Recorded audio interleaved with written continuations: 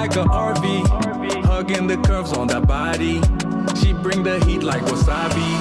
Promise not to test your heart, we just can't be kept apart. Yeah, yeah, baby, you the best by far. Always go the extra mile. Yeah, yeah. All I need is you. All I need is you.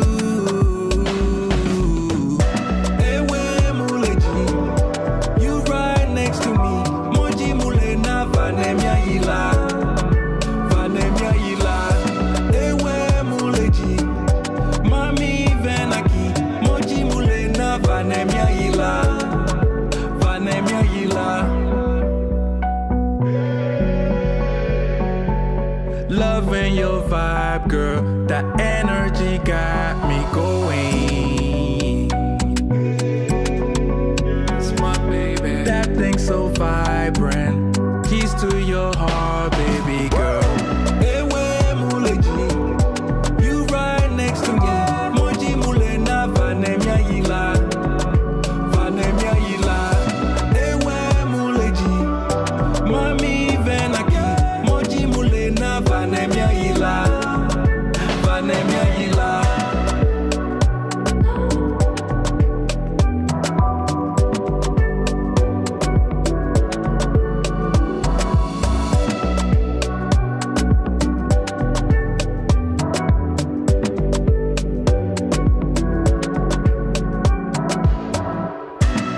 Yeah, stepping in the spot like she own it. Looking like the world is your runway.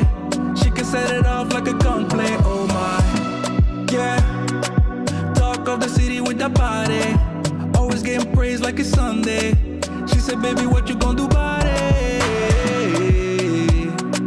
Loving your vibe, girl. That energy got me going. Yeah, that thing's so vibrant. I wanna know if you can give me the keys to your heart, baby. All I need is you.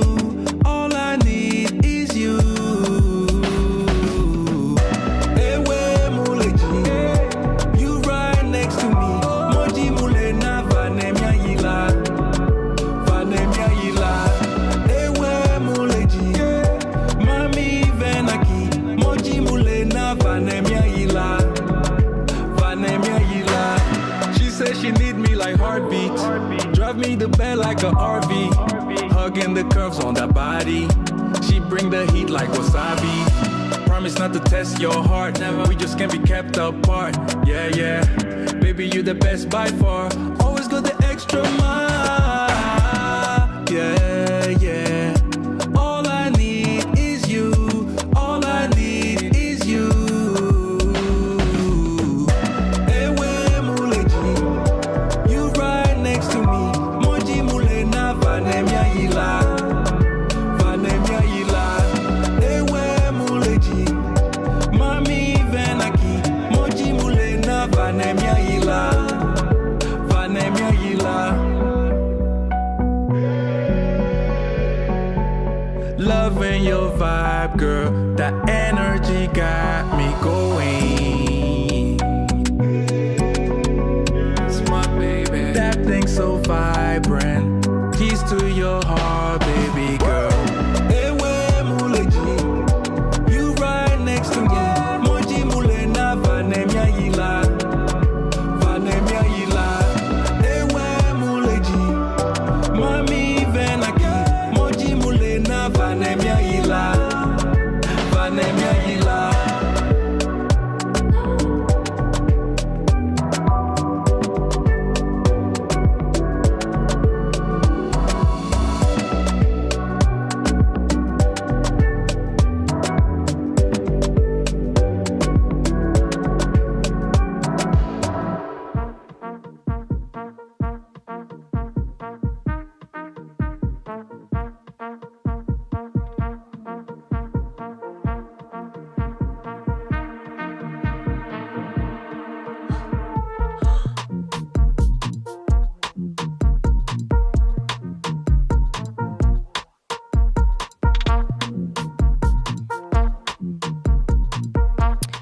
Good morning, good morning, good morning. Welcome to yet another beautiful and sunny.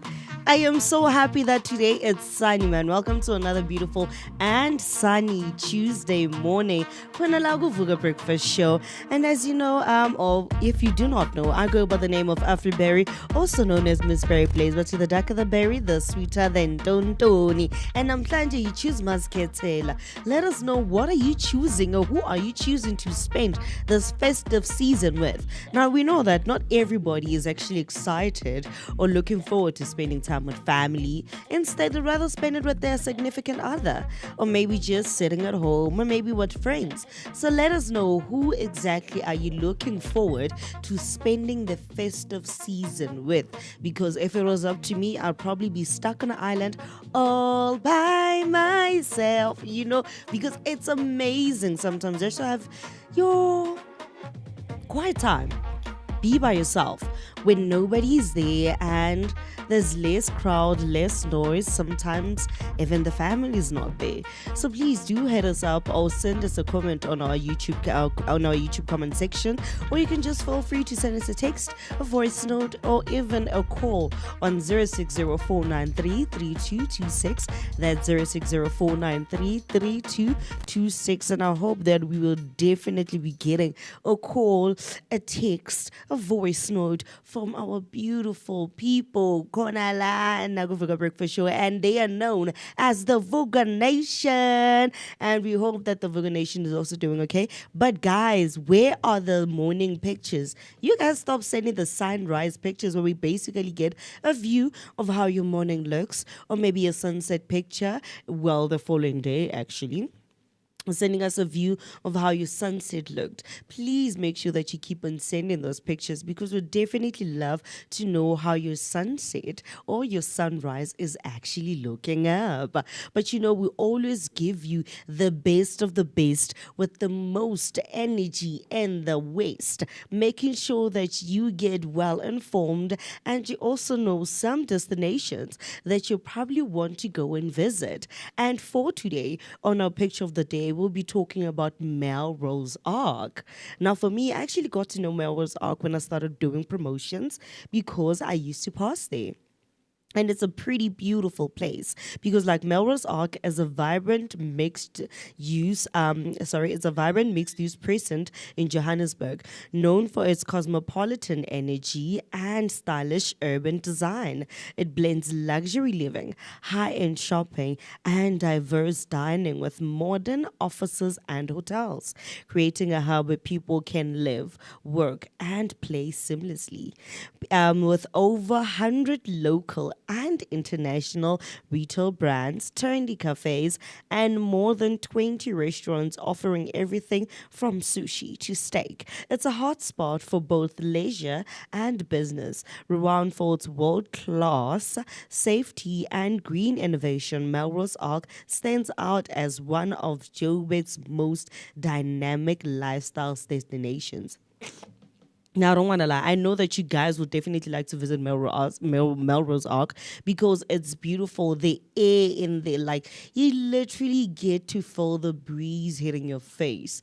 You just breathe in a world of classiness, in a world of elegance. Now, if you've seen movies where they make you go, where they actually show places filled with restaurants and cafes, and you want to explore that type of scenery, then I would definitely suggest that you head over to Melrose Arc to enjoy some amazing sushi, some amazing steak, and of course, not forgetting that it's also the perfect place to host your business meetings. So right now, we're going to head over for a quick break, and when I come back, I will be giving you your news and sports headlines.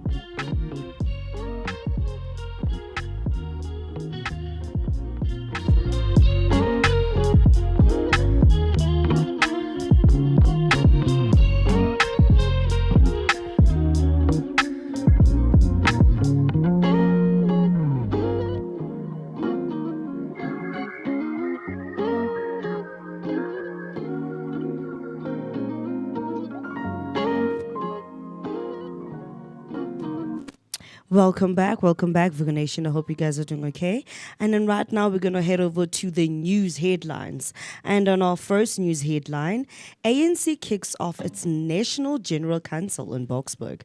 ANC Secretary General Fikile Mbalula described the party's 4-day National General Council as a crucial moment to address internal divisions, declining support, and looming elections.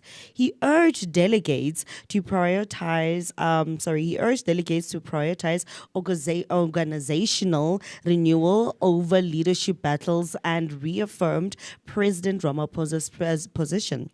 The NGC will tackle issues like ethical leadership, corruption, membership verification, and whistleblower protection.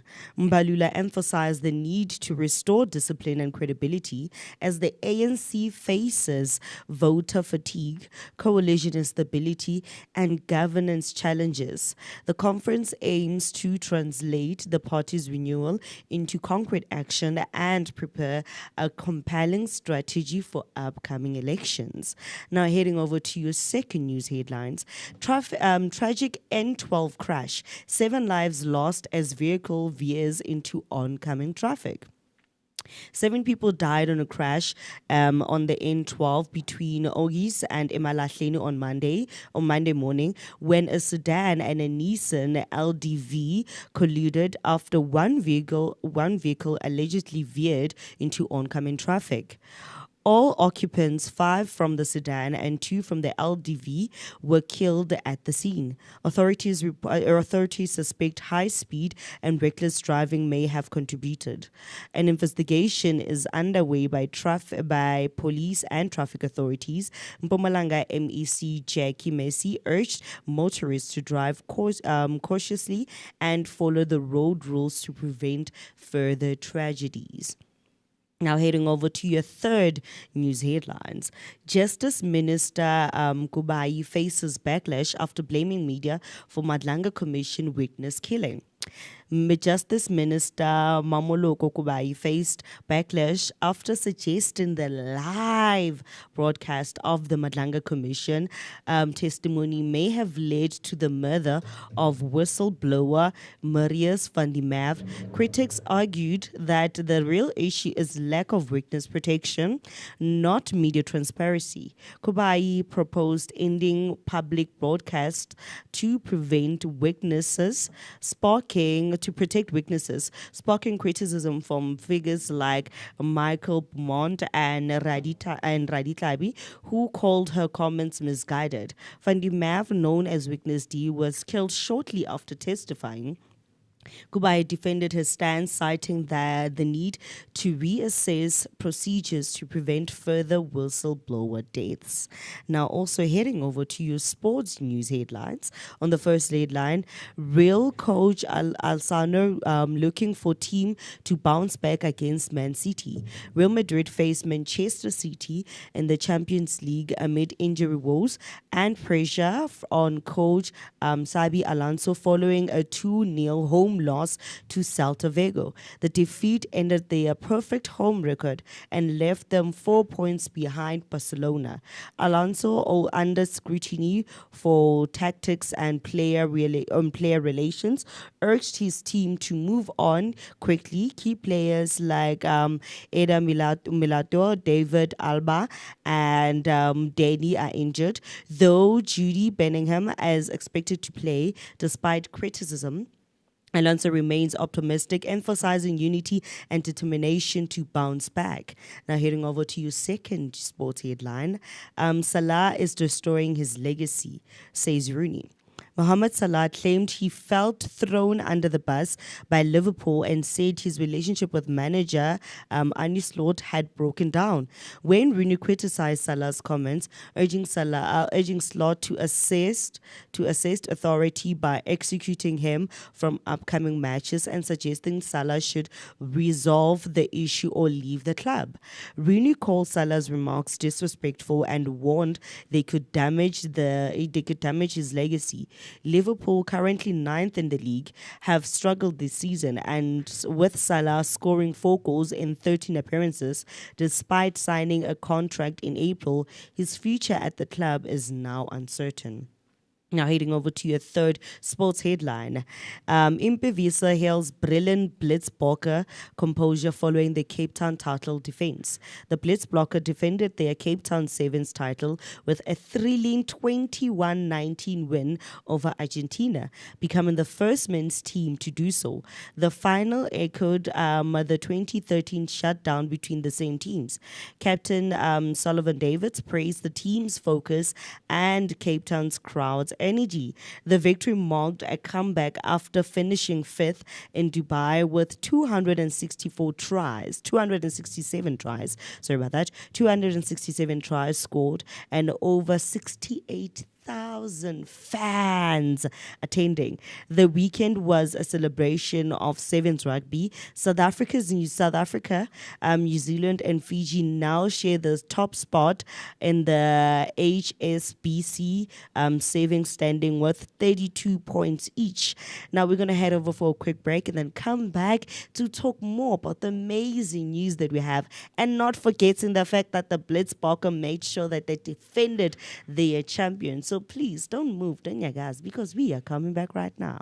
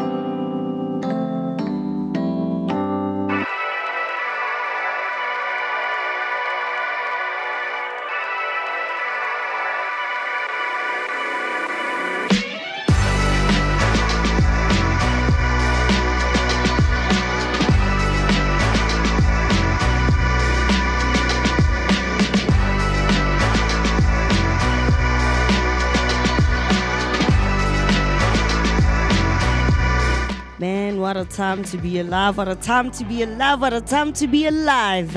No, man, it's a beautiful time to be alive. It's a beautiful day to be alive.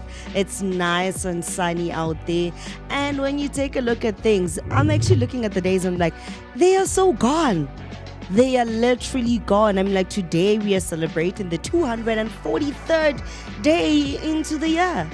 We only have 22 days remaining until officially say goodbye to 2025 and hello to 2026, and 2 weeks until the year the year officially ends actually. So we have 2 weeks until the year officially ends, and I cannot wait for my birthday because it is slowly closing in. But enough about me, because I do not travel alone and I never travel alone. As you know, Konalago Vooka breakfast show, we always have that 2 for 2 type of thing. Sometimes it's 3 for 2. You know what? It's just a big family.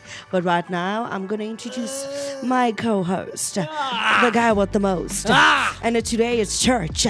I know he's feeling the groove. Absolutely. I can see where you control, man. I'm tired, man. That's the thing. I'm tired. I think I underestimated the way Mo mentioned it. You know, a couple of weeks ago, it's like I'm tired, and I'm looking forward to the year ending, guys. Like I can't wait to like rest. But that's the thing. We tend to think that when we're not at work and at rest, you're gonna chill and relax, and there's no such, because there's so much happening in life. On the music side. There's so much happening in life. There's so much happening. There we go. But yeah, man, we keep striving on. And we always try to give you your daily dose of positivity that is accompanied by an energetic start to the day right here, where only radio meets TV, only and exclusively on the Vooka Breakfast Show, brought to you by the Blinko Network. And you know that you're always spending some great quality time, man, with myself, the one and only MOOCee Mist. My name is MooCee Mist. Good morning. Hi, how are you doing? I'm so happy, man. I'm excited to be in your presence and in your company on the 9th of December 2025. It's crazy. Like everybody just mentioned, 22 days. What? We're left with only 22 days. Guys, how is it that on the 9th day of the 12th month we're celebrating 343 days? That's crazy for me. It's crazy. I don't know about you, but it's crazy, man. So talk to us. I've been asking you, what do you have planned for the last 2 weeks of the year? I'll tell you, my weekend was quite interesting. Very, very interesting. I thought it was going to go a certain way, but it went good. It went well. I had a good weekend, right? But I had an image in my mind. Okay, when I get there, it ended up not going the way I thought, which I think is interesting, because it keeps you on your feet, man. It keeps you on your feet. And I met some very interesting people, man. There's a lady. Hey, Mo, what about these days? Whenever I come back from the weekend, it seems like I'm meeting some lady. I'm meeting a new lady somewhere. So I was in the East Rand. So now the ladies are coming. I was in the East Rand, man. Go for us. Shout out to all those guys who go East Rand, the people who are taking care of us that side. And yeah, man, it's fascinating to meet people who are very similar to you. People who like similar things that you like. Do you get what I'm trying to say, man? I won't mention a name. Obviously, for obvious reasons, But it was interesting. Like, we like the same music and we visit the same places and stuff like that. And yeah, she was vibing. And this time around, I was not performing. I was an MC at this event. And it was crazy, man. It was crazy. I tried to get people... Voice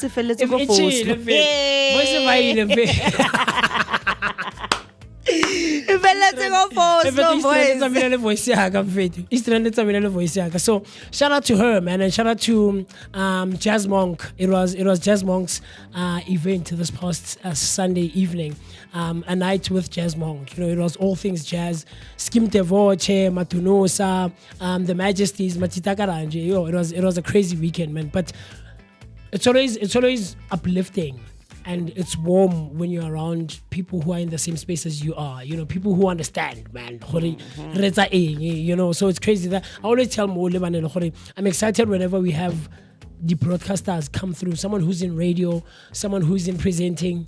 Do you get what I'm trying to say? Because they understand what we're doing here, man. So it was cool. I don't know about you. What I haven't seen you for a couple of days. What was your weekend looking like? So for me, my weekend on Saturday, it was my aunt's funeral. So we buried my aunt. Then she got cremated. And then later on, I went to Area Today Night Market. I was the MC there. From Saturday until Sunday. One of the vendors actually gifted me quite like a cute little bag. When you go to the Ed break, I'll grab it and I'll show you guys. So it's like a fanny pack that she makes. So, and I like the fanny pack because it's one of my favorite materials, my Shangani bag.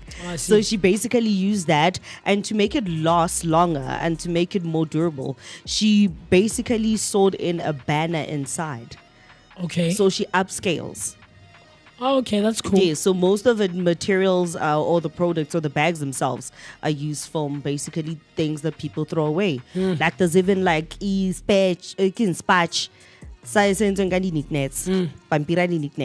there's another fanny pack that's like literally made from Simba and Lay's and Doritos, and then she has side bags that are also made from like Simba. Oh, nice. And then including the Mashangani bag. So it was pretty amazing. It was pretty good. It was a pretty good weekend. Hey, I enjoyed it for me. Yeah, it was, man. Yeah, it's just very unfortunate that I don't know if you know, but Rock passing on. So, and actually it's even more sad that I can't go to church because they're having his memorial service today at church. Really? Yes. It's crazy. They're having his memorial today at church. Yesterday there was a candle lighting, and then he ended up getting a mural on a wall for him. Nice. Yes, they did a mural for him on the wall, and today it's a memorial service for him at Sabona Music Jam in Shawela. So I bet it's gonna be it's gonna be crazy. I'm going. It's gonna be epic. It's gonna be crazy. I'm going. You see that one? It's gonna be epic. I went last week, but it was raining. A lot of people didn't come through. You know. And it was sad, man. Guys, so I was nervous even for this past weekend. And it's gonna ruin a lot of people's plans. Right, it did rain on Sunday. It was raining Koko East End on Sunday when we got there. But it ended up clearing up, opening up, and man, things went the way we wanted them to go. You know, obviously, but it happens, man, and you make the best of it as you can, man. So talk to us, man. I would love to hear from you. What was your weekend looking like? I can't wait to hear from you. How you can do that is by engaging with us across all our social media platforms using the hashtag Vooka Breakfast Show. So that's Vooka Breakfast Show on Facebook and all other social media platforms. But it needs not end there. It continues on our WhatsApp line. Dial the number 060-493-3226. So that's 060-493-3226. Comment, like, subscribe, and do the things that are necessary to be done so that you and I and AfriPeri and Mr. Mo can keep on sharing our thoughts, our opinions, and everything else in between. Some words of encouragement to get you through the rest of the day, and of course, for the rest of the week. You find me at work. Excuse the dust on my blouse. I sculpt my marble myself. This is something by Camille Claudel. Camille Claudel said that you find me at work. Excuse the dust on my blouse. I sculpt my marble myself. Very, very, very interesting stuff. And something to try and motivate you is that ability is what you're capable of doing. Motivation determines what you do. Attitude determines how well you do it. I'll read that one more time. Ability is what you're capable of doing. Motivation determines what you do. And attitude determines how well you do it. So those are just some words of inspiration and motivation to try and get you through the rest of your day. I know a lot of us can't wait. We go and leave and enjoy our December holidays, right? I know I'm one of those people. Like, these last 2 weeks are going to be long. I feel like they're going to drag because it's always like that. Whenever you try to get to the end of the thing, man, it feels and it seems like it's pretty far away. It's so close, but yet so far. So I can't wait to hear from you. Today, we're also celebrating International Anti-Corruption Day, and we know that most South Africa we're experiencing so much corruption. Ironically, and then when you look at the fact that we had the NGC over the weekend, ANC, and they're talking about not having corruption, and most corrupt officials actually come from the ANC. Funny enough. Yeah. It's crazy. I mean, look, weekend day on Saturday, there was the Kosatu thing rally or something, Momo Stadium, and I saw it on the news as well. I was quite busy, for a couple of hours. Kamo Stadium, and they were talking about, hey, we want this, that, and the other. Ramaphosa came through as the president of the ANC and stuff like that. But Cupcake was was, yeah, he was. Thompson really big, guys. What Thompson big blind. Like, we are visited by presidents. Guys, like, maybe you take Top Santon as if this is the heart of Soweto. Heart of Soweto in Top Santon, right next to Zondi Hill, just before you get to Provincial Kloof. But yeah, they came through and I don't know, I don't really follow that much the story, but it is ironic that you mentioned that today we're actually celebrating International Corruption Day. It's observed every year on the 9th of December to raise awareness about the dangers of corruption and to promote collective action against it. It was established by the United Nations back in 2003, right? And the day highlights how corruption undermines development, it weakens institutions, and it disproportionately harms vulnerable communities. It was led by the United Nations Office of Drugs and Crime, the UNODC, and the United Nations Development Programme.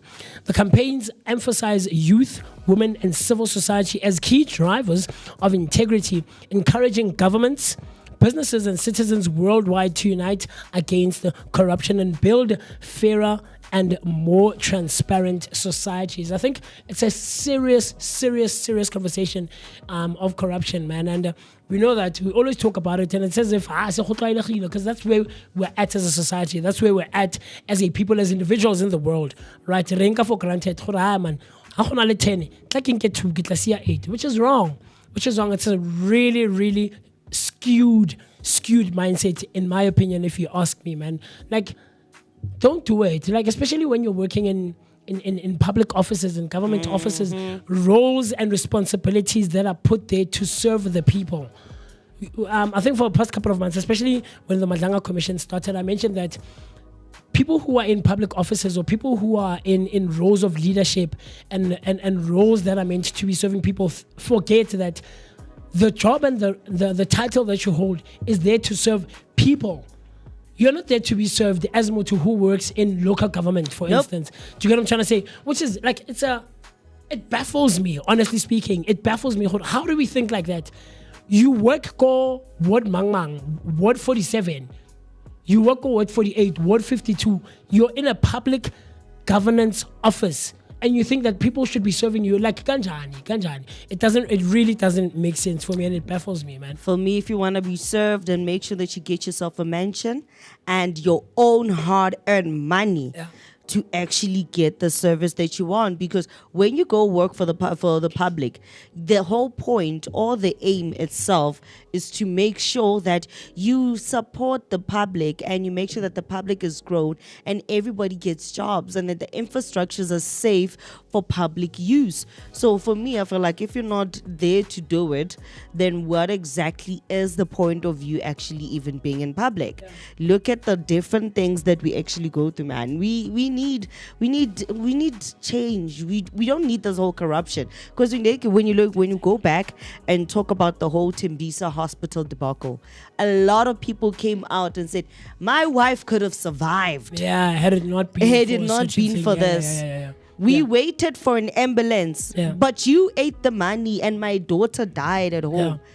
I needed 1, 2, 3, 4, 5, but now my condition is worse because the machinery that was meant to be bought with the money that you child is not even at the hospital. It's crazy. Man, there's so many things that are happening out there. Yeah. And then let's also not forget that we're also celebrating the 16 days of activism. Activism right now, at this moment. And speaking of which, we are also celebrating Day of Dignity for Victims of Genocide.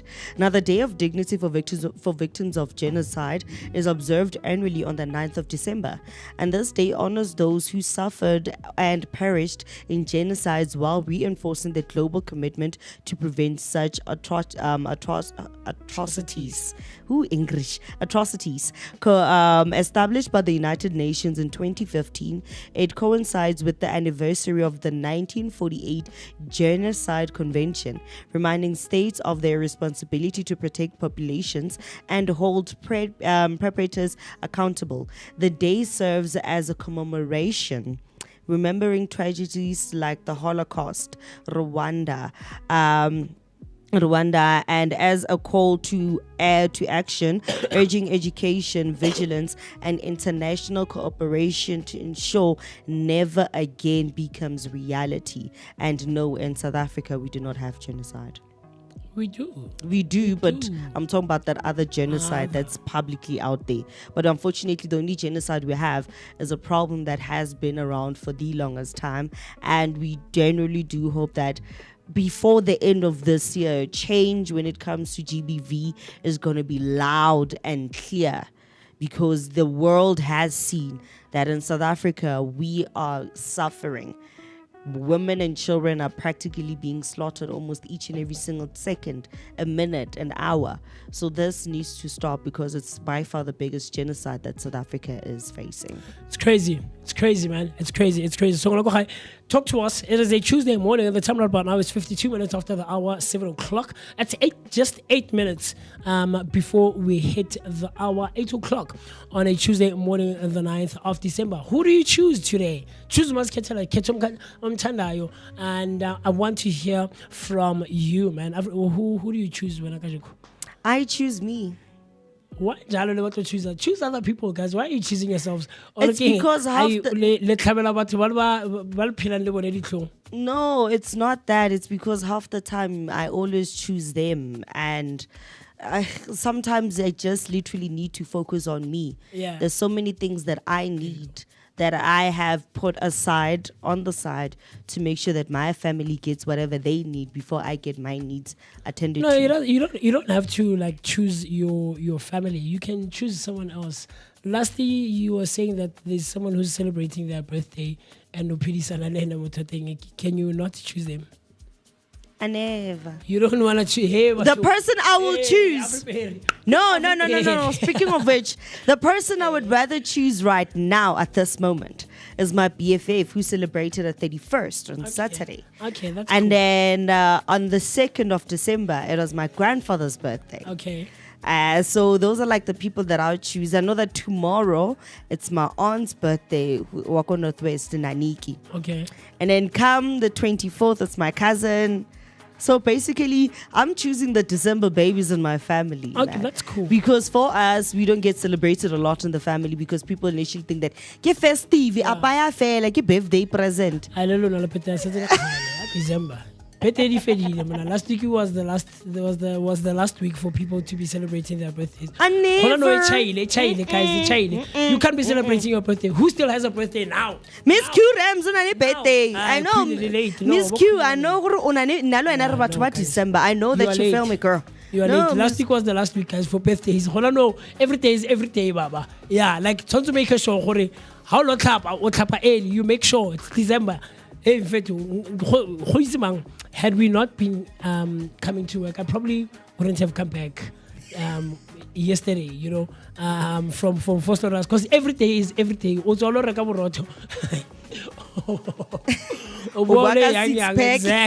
exactly. To get what I'm trying to say. So every day is every day. Exactly. And again, sponge. We debate again. So regular sponge. So I don't know, Mr. Mo, talk to me. Who are you choosing, my brother? Are you gonna choose anyone else today? Because when Moeketsi is very naughty, guys. He says he smooches his friends, and it's actually very interesting. We were talking about that yesterday with the guys that said, this thing of using, I always say that it's not about what you say, it's how you say it, right? And we were referring to this thing, baby, the word baby, right? How do you like those people who call people baby? Hello, baby. Hello, my love. Yeah. Hello, baby. Yeah. And I'm like, guys, it's not what you say, it's how you say it. Context. Yeah. So who are you choosing today? I think on this morning, man, it's December and we know it's festive time. Yes. We gather with friends and family members. So I will choose my female friend. that I'm Yeah. going to meet up with this week. Okay. Right? So I think it's best to choose her. Like she's your girlfriend. No, she's No, my she's friend. a friend. Guys, let's not comment about Tobalona. These people are embarrassed for their own people. She's my friend of a girl. Yeah, she's your girlfriend. So you're meeting up with her. Now later remember this that people will blow things out of proportion when they hear she's your girlfriend. Yeah, but is she not your girlfriend? No, she's No, my she- friend. She's my female friend, right? Thank That's you. how you put it. Okay. Your Yes. partner is your girlfriend, and then your friend is your female friend. Okay. And your Then- guy friend. There's a difference. Unfortunately, in the world that we live in, initially you remember that boyfriend and girlfriend are supposed to describe a friend who's male or friend who's female. Sure. But right now, boyfriend and girlfriend, what's this? Explains a significant other. So right now, it's something to be careful. Like, no, that's my Let me describe boyfriend. this, that's my boyfriend. Yes. So for me, man, no, man, okay. Initially, the reason why I'm not even choosing my significant other is because he's not in an okay position right now. His mom is sick. So that's more reason for you to choose him. That's more reason for you to choose him.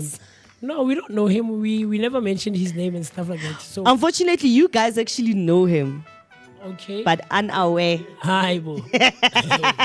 And the Vooka Nation knows him, but unaware. Hi, bo njalo. Aye. Ke di boyfriend tsa lona di a sheba. Ngiyavela Kancane kancane. kancane. Akupele khala ntsa bua. He's been here as a guest. Oh really? Litisa di boyfriend tsa lona. Le plaka batho ba lona ka rona. Hey, man. Moeketsi le plaka batho ba lona ka rona. Re prepare the question Hey, for man. what Gore baby, I'm gonna ask you this. You must answer it this way, man. It's very funny. It's very funny. And the next thing is that I didn't even do the interview, so Yeah. that's how people wouldn't even be able to spot. But otherwise, he's been here as a guest. So the Vooka Nation and y'all actually know him, but you don't know which one. How ba bangata kanti? There's which one? No, when I'm saying which one, Kanti wa ikaha. I get which one. Imagine the amount of male guests that we've had here that I haven't had, that I didn't interview. So Which now day it's did like he came? I never. Well, was he a motivational Monday guy? I never. He was a mover I and am shaker. not revealing that information because that's me being straightforward and basically revealing what came up. Your Just partner know is a that mover my- and shaker. Yeah, he's not a mover. He's a motivational speaker. He's a community development advocate. The only thing that you guys need to know is that my partner came here in studio and he got an interview and so he Yeah, le interviewed plaka him. batho ba lona ka rona. Hey, idea it's a Vooka breakfast that's show. funny. It's crazy, That's man. It very is the funny. time right about now. 58 minutes after the hour, 7 o'clock. Look, what we can do is that because we've been talking for a while, let's quickly, and you can hear that my voice, has stayed back in the East Rand. So what I quickly want to do is that I want to run to the loo, come back, hydrate, grab a glass of water. You do the same, right? You need to do the same. And then you and I and Afriperi and Mr. Mo and the rest of the Vooka team and the Vooka Nation will see each other after this. A bit later on, we're going to be hanging out with none other than Mfundo Khoza. And Mfundo Khoza is an access control officer. Very interesting stuff. I can't wait to find out what that title actually entails. What is he passionate about and what are some of the other spaces that he is involved in? So with that being said, let's quickly run to the loo, and then you and I and the rest of the team will see each other right after this cool stuff.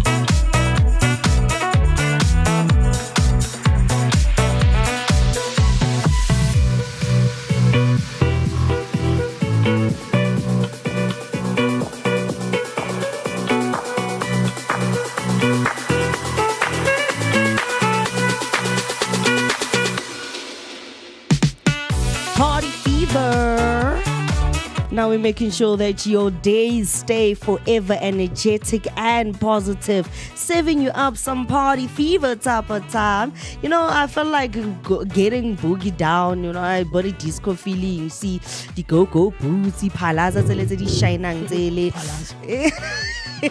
hey, the palazzo, the bell bottom. Palazzo, you're right. Yeah, man, I feel like, you know what, this song just basically takes it back to one of those moments where you just want to get jiggy with it and get booger with it. But I hope that everybody's feeling okay and feeling fantastic, and you guys are still tuning in because we have the best of the best for you, making sure that you are always educated, well informed, and obviously energized and entertained throughout the morning. But today, you know, I want to say something. Some people, you know, literally just have the worst breath ever. Like, but like they have the worst breath ever. I remember when this lady who played Ulindi Wengema La Palu Scandal, when she left the show. Apparently she left because the on-set husband or the on-set boyfriend did not smell so fantastic. The breath was just not on screen or on set. On screen. The on-screen husband. Apparently the breath was not too nice, it was not okay, and she just could not handle it. And she was like, you know what, I'd rather say bye to the job than stay and die in silence. Literally. Because if you remember, almost each and every single time they had to kiss because they were this young buzzing couple full of love, full of venture. And each and every single time, I don't remember that, I don't think there was actually a week that passed where Ulindi did not kiss. And for her, it was like, no, man, you know what? I've had enough. I have had enough, and it's time for me to just let go and say goodbye. Because you know what? We want to talk about the breath taste. Yeah. What exactly is the breath taste? And if my breath stank, would you actually tell me? Now, you know what? Imagine you're sitting in a taxi with your best friend, vibing to your favorite playlist, and suddenly, hey, man, a gust of air just hits you in the face unexpectedly. Good to who? You're just sitting there with your friend enjoying the playlist, and it's not a fresh breath that you were hoping for, but a bad breath alert. Now, here's the tricky part. Do you tell them or keep quiet and suffer in silence? Me, I open the window and ask to switch seats with you. Because I seriously cannot be out there dying.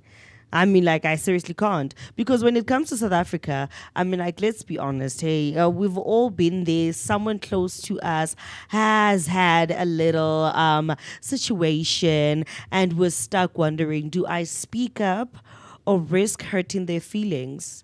Or do I just pop a mint and hope they take the hint? So, you see, the thing of... I'm laughing, but it's actually not funny, you know. The thing of breath is a funny one, right? And it's an interesting one, I think. I think the first thing for me, it depends on the kind of relationship that you have with that person, right? And it determines whether or not you would be able to talk to them and tell them that they don't have the best of breaths. I'm sorry. So I think it depends on the kind of relationship that you guys have. And then, of course, it'll also be on you as to how you approach that conversation, right? The manner of approach that you would employ or execute when trying to address taba ya gore your friend doesn't have the best of breaths, right? And if it's a recurring thing, if it's a once in a while thing, you know, what's happening? Why so? Understand? But if it's something that's ongoing and recurring every after however long or every other day, then it clearly means then that's a problem. Or when it's like if your friend has like body odor that's not so great. Boo. Understand? How you approach those things, I think, is where it starts for me. And that is determined by the kind of relationship that you and I have. Yes, there are friends who are friends, but they're not so close. So how do I tell you? How not? Won't understand that. Try maybe having a mint, or try rinsing your mouth with something like mouthwash or something. I don't know, you know, but it's a tricky one for me. And yeah, I know it's not so easy for a lot of people. It's not an easy conversation to have. Yeah, it's definitely not an easy conversation to have. But some conversations literally need to come down because I think for me, if I am a true friend indeed, then I would give my friend in need a mint so they can catch the hint. Because sometimes I'm going to an interview, something there in the no, you can't definitely get that. Sure. But you know what, Bati, there's also, this is more than just a hygiene issue. It's about honesty, right? Respect and how we handle awkward conversations. Some say telling someone is an act of love. Others think it's too embarrassing and could damage the relationship. Now, but if you care about them, you tell them straight, right? Better a moment of awkwardness than a lifetime of whispers behind their backs. Yeah. You know, sometimes you need to just drop hints of a gum, suggest brushing after meals, or blame the garlic bread. No need to go full on brutal honesty. That is the problem with me. I'll go on full on brutal honesty. But they say that when it comes to the team of silence, say nothing. It's not your place. They'll figure it out eventually. Yeah. Here's the thing, man. Like I mentioned the last time, that truth doesn't always have to come in the moment. Speaking the truth, there's nothing wrong with it, and I advocate for it completely. I do advocate for it, but truth doesn't have to come in the moment. Do I understand? So that's why I get it. There's quite a few contributing variables and factors for me, right? How close are we? Like, what kind of relationship do you and I have? Are we just how close are we? I think is where it starts. Whether I'm gonna give hints, like you just mentioned, I'm gonna give you gum, I'll give you a mint. I'll suggest, hey man, we just had something to eat. Let's brush our teeth, or let's rinse our mouth with mouthwash or something like that. But then there is a kind of relationship where I'm gonna have to sit you down as my friend. I'm gonna have to sit you down. So I suggest maybe you do 1, 2, or 3. Understand that? Rather, we have that awkward moment, as opposed to me being your friend and we're out somewhere, and then other people are starting to pick up on it, and they're starting to feel it and smell it, and it's like, oh, musu khona yang ka tshome ya gagwe. Do you get what I'm understand? Yeah, because in a way, it also affects your own reputation, especially if you're not honest and this person can how old we're not longer looking at the fact that no, this person is a malimus. No, you are also error in the situation because that's your friend. We're like, okay, but why didn't you tell your friend they have this and this problem? So man, I definitely get that one. I would, dependent on the kind of relationship that we have, I would either throw hints or have an honest conversation. But timing is everything as well. You know, it plays quite a significant role, man. When and how do you become honest with your friend about a certain situation? Well, understand. Like, I've hinted to acquaintances, I'd say, of mine. I really like smelling good. I don't always afford to buy myself the colognes that I want, or the kinds of colognes that I want, but smelling good for me is like is a thing. You know, it's a thing, and I try to prioritize it as much as I can. And so I've hinted, you know, I like buying colognes, go shopping, so. Not to say that the person had an odor problem, but it was a thing. Look into buying cologne spray, man. Something again, Spectra or something like that. Yes. Basically one of those things, and you can even get them from like your Avon, Yeah. your Clicks, your Discom. You get those. So if you know that, you can basically afford that. But I get no life is now better. I get perfume till 60 rand. Anybody advertise? Yeah, So yeah. smelling good and looking good is probably one of the best things, because I remember, I'm going to talk about this personally from my side. Growing up as a kid, unfortunately, I had bad breath. Okay. And lucky for me, I was open to receiving advice. And my mom was like, you know what, my baby girl, just don't smell no good, because I had a problem with my tonsils. So that's unfortunately one of the issues. If you have tonsils that are always coming out, always popping out, then you're definitely going to have some certain amount of bad breath here, because they're always coming out. So luckily she bought me this other spray from this other company, and I did a and have been okay since then. And especially when I remove my tonsils, the breath got a bit more better, because now I don't have to worry about them always popping out. Because that was my biggest fear. It gave me low esteem. I see. It's crazy, man. And just those awkward conversations. A lot of people can't have them. Or a lot of people don't want to be involved in those kinds of conversations, especially if it's a friend and you have to tell them, "Holy chief, man, whenever we're chilling and you take off your shoes, there's a vumba, there's an odor that comes through, but it's about having an honest conversation and just telling them, "Holy, look, man, I'm picking up on this, how about we handle it this way?" I don't know if you've noticed, but I've noticed this about you, or there's a condition that maybe you're not aware of about yourself. I suggest we do 1, 2, and 3 to try and curb it, to try and avoid it. So that and those people are not gonna tell you. That's the problem as well. I think that's where it lies as well. So rather you have that awkward moment with me, as opposed to people who don't know you and people who will have a not so great reputation about you, or first impression. Do you get what I'm trying to say? So very, very, very, very interesting stuff. Guys, tell us, have you had a friend who might perhaps have not had the greatest of odors in terms of breath, or in terms of just their body odor? Man, what would you do? Do you tell them straight?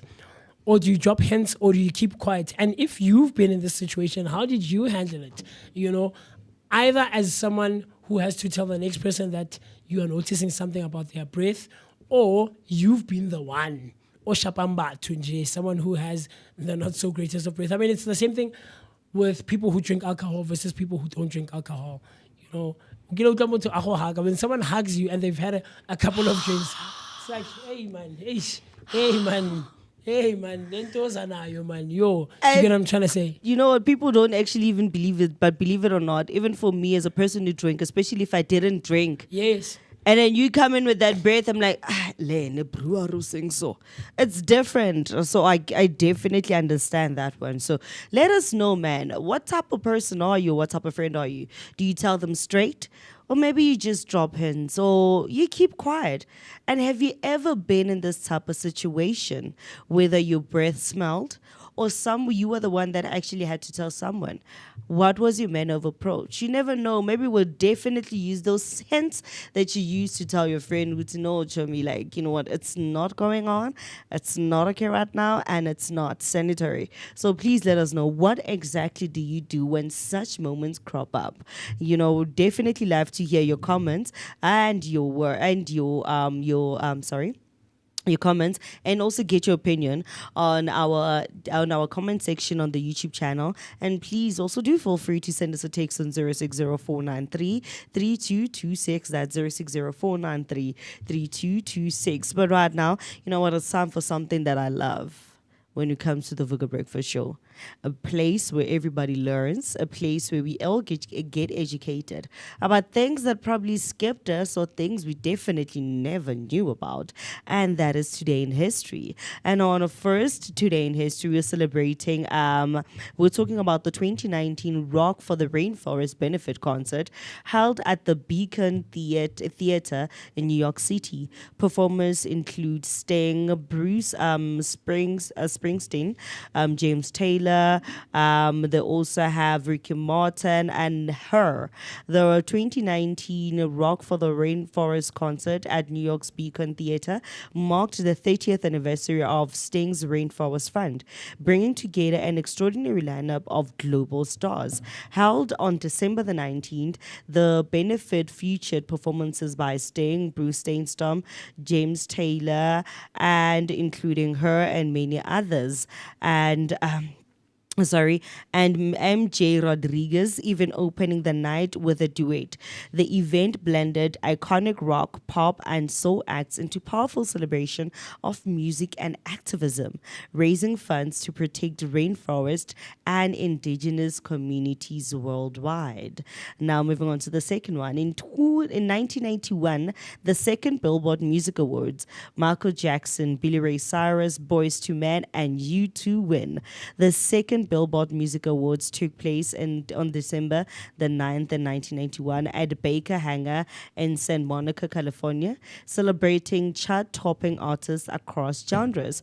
Hosted by Paul Schaffer, the ceremony honored major winners including Michael Jackson, Billy Ray Cyrus, Boyz II Men, and U2, who dominated their respective categories. Other standouts honorees include Whitney Houston for R&B, Mariah Carey for pop, and adult contemporary, Garth Brooks for country, and LL Cool J for rap, reflecting the diverse musical landscape of the early 90s. The event highlighted Billboard's unique focus on chart performance rather than votes, cementing its role as a key industry benchmark. And on the third one, in 2017, hundreds of thousands of people lined the Paris streets for the funeral of French rock star Johnny Hallyday, bringing Paris to a standstill. And on the 9th of December in 2017, Paris came to a halt as hundreds of thousands gathered to honor French rock legend Johnny Hallyday, often called the French Elvis. His funeral procession moved down the Champs, accompanied by motorcycles, symbolizing the love for Harley-Davidson bikes, before a service at La Madeleine Church attended by President Emmanuel Macron and other dignitaries. Fans lined the streets singing his songs, while millions more watched on television, underscoring Halliday's immense cultural impact and the national mourning for a star who had sold over 100 million records and defined French rock for decades. Now that's pretty amazing. For somebody who defined French rock for decades, just want to say clap for you. And then now also going to be moving on to the celebrity birthdays. And then the first one on the celebrity birthdays is somebody that I love with all of my heart, somebody that I've seen, and somebody that most people know as Mom. Do you know who Mom is, MooCee? Yes, most people, if you're a movie fan or you like 007, then you definitely understand who I'm talking about when I say Mom. And that is Judi Dench. Judi Dench was born on the 9th of December in 1934 and is 91 today. Now, her rise to fame, she portrayed Queen Elizabeth in Shakespeare in Love, in the Shakespeare in Love, and played M in several James Bond films. Interesting fact, she has received over 6 Lawrence Oliver Awards for contributions to The Stag. And we're also celebrating Jabulani Mnguni, who was born on the 9th of December 1972 and is turning 53 years today. Rise to fame, he is a South African former footballer who played as a midfielder. Interesting fact, Mnguni played club football for Val Professionals, Morocco Swallows, Orlando Pirates, Tembisa Classics, and Ukthugela, yes. And then on the third one, we're also celebrating Simon Helberg. Now, Simon Helberg was also born on the 9th of December in 1980 and is turning 45 today. Now, rise to fame is that Simon Helberg is an actor, comedian, famed as Howard or Waltwood on The Big Bang Theory. Interesting fact, he earned a black belt in karate at just 10 years old. Now, I find that very hard to believe that he earned a black belt, especially when you look at his character on Big Bang Theory. He's like this other scrawny person, just sitting in the corner, can't even stand up to his mom, or like literally like have a footing when it comes to the whole debate with him and his mom. He's always a yes, ma'am, not even a no, ma'am.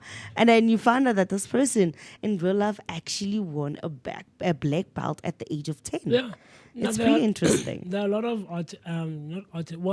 artists, but a lot of actors that look a certain way or have portrayed a certain character for a long time, and we tend to think that that's who they are even in real life, or that's how they are in real life, only to find that this person has other things going on in their life that most of us are not aware of, you know. So I can't believe that Simon has done that and got the black belt. I mean, it's possible. It's possible. He wouldn't have been the first one, certainly not the last. So I completely get it. I mean, like I was mentioning last week, I think even with regards to Miss Q, that she commented on one of my videos on TikTok, and I think it was coming from a place of being surprised. Wait, I mean, I think I've heard you talk about it, MooCee, you sing, but this is how you sing. That's crazy, you know. So there are people like that, man. But what we would love to say to everyone celebrating their birthdays right here on the Vooka Breakfast Show, right, and how we can help you wish someone else a huge birthday, or rather a huge happy birthday, and happy belated to the one and only Jasmine Kumanda. Yeah, man, the guy we were celebrating this past weekend. Yesterday was his birthday, and so huge happy belated, my brother. And I mean, we were together, so I know you had a good time. And Mzimbeni, man, every day. No, just use the mouse on the and then you can turn down the music, and then so that we can help people. But if there's someone that you might know, or there's a friend, or there's a family member, there's someone that you want us to help you, wish them a huge happy birthday. From right here on the Vooka Breakfast Show, from the Vooka team, from the Vooka Nation, from myself as MooCee Mist and the rest of the team, we would like to say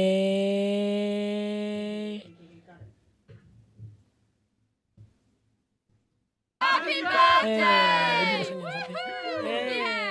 Hip hip hooray! Hip hip hooray! Hip hip hooray! Yes sir. Happy birthday! You can play it, but you can lower it. You can play them. There we go. I put on shade, so I was still looking for it, and I couldn't see it. But it's like all the way down there. Yeah. But to everybody who's celebrating their birthday, we would like to wish you a happy and blessed birthday. And to anybody that celebrated their birthday over the past weekend or last week, wishing you a happy belated birthday. After all, it is still your birthday month. Birth month. It's nobody birthday month. Let me have it. Birthday month. It's still your birth month. In a way, yeah, it still is. But I hope that everybody had an amazing birthday celebration. To anybody that celebrated their birthday over the weekend, and anybody that celebrated their birthday over the past week, man. Someone else is celebrating their birthday. Who that? From the Underground Radio family, man. Carisha is celebrating her birthday today. So huge happy birthday, Carisha, from right here. From us as the Vooka team, as the Vooka Nation, man. We'd love to wish you the happiest of birthdays, and really hope that, oh, is it a happy belated? It was yesterday, Mr. Mo, I think. Yeah, it was yesterday. So huge happy belated birthday, but it's still your birthday month, as they say. It's your birthday month. Yeah, I know it's your birth month, man. I'm sure you will see Carisha in a couple of minutes on your screen, right? But yeah, Carisha was celebrating her birthday yesterday, and she's part of the underground radio DBN family, man. So huge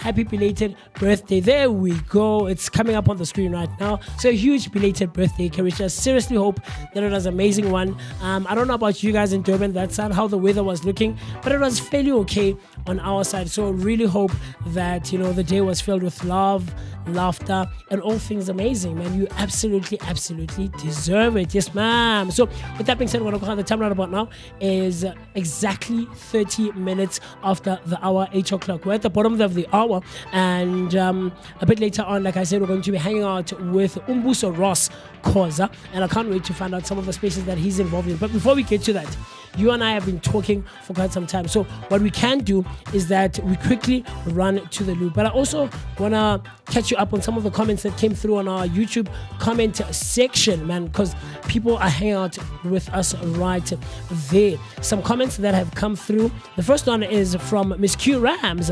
Miss Q Rams says, good morning, Vooka Nation. Happy Tuesday. Hashtag Sivukile. And then she comes back and she says, I choose bands and Utumi, bands being Banele and Utumsani, as they are burying their loved one today, and I couldn't go sending my love to them. Huge thank you, and huge shout out, and you know, sending love and affection to Mr. B and Mr. D, who are you know, at a funeral for their grandfather this morning. And then she comes back again and she says, MooCee, stop it. Rare birthday, please. Late. Because birthday late. You're very late. Very late. Very late. The year ends on the 31st of December. As long as I was not born on the 31st of December, I am not late. I am still on time. The fact that your birthday is in the last 2 weeks of the year, as you're late, chief. Hey, khomeja pantsi ke December, guys. Hey, snenteng what December sifuna ukuzenza.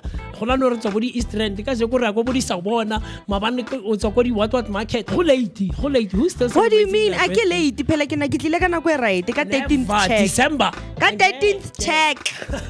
Ka nako ya di 13th check. It could never. So, but anyway, let's keep hanging out with each other, sharing our thoughts, our opinions, and everything else in between. And then you and I and the rest of the team will see each other right after this cool stuff.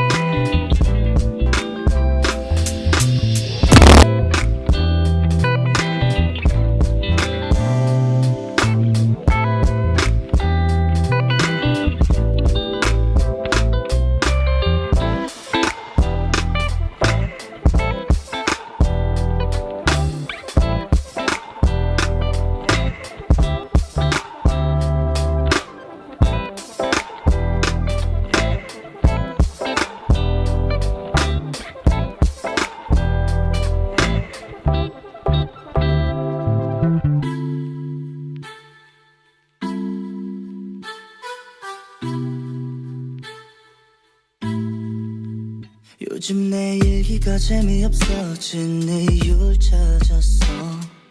I've been wasting all this time finding words to let go. Cause I'm looking for Neverland, backtracking on memory lanes, hoping it's not just a wonder. I can't be watching, waiting for changes, wondering for the right time. Cause I noticed we came to a pavement that crumbles. It's just a merry-go-round. I don't think it's you, might be me. There's just so many things going on. But when I'm with you, it feels so new. Cause I'm on a secret, I'm all alone falling. I've been off and on with you. Tell me why it's so hard to choose. Going in circles, running round. No. Cause I'm looking for Neverland, backtracking on memory lanes, hoping it's not just a wonder. I can't be watching, waiting for changes, wondering for the right time. Cause I noticed we came to a pavement that crumbles. It's just a merry-go-round. I don't think it's you, might be me.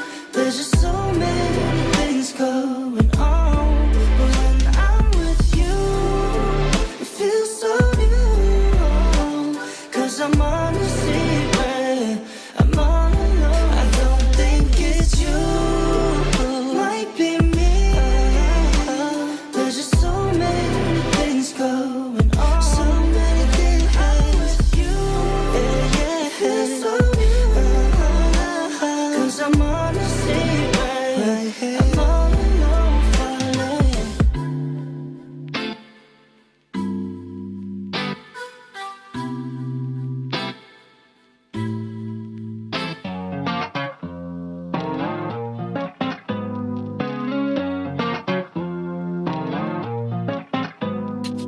Heartbeats up and down, I'm in a gambling phase.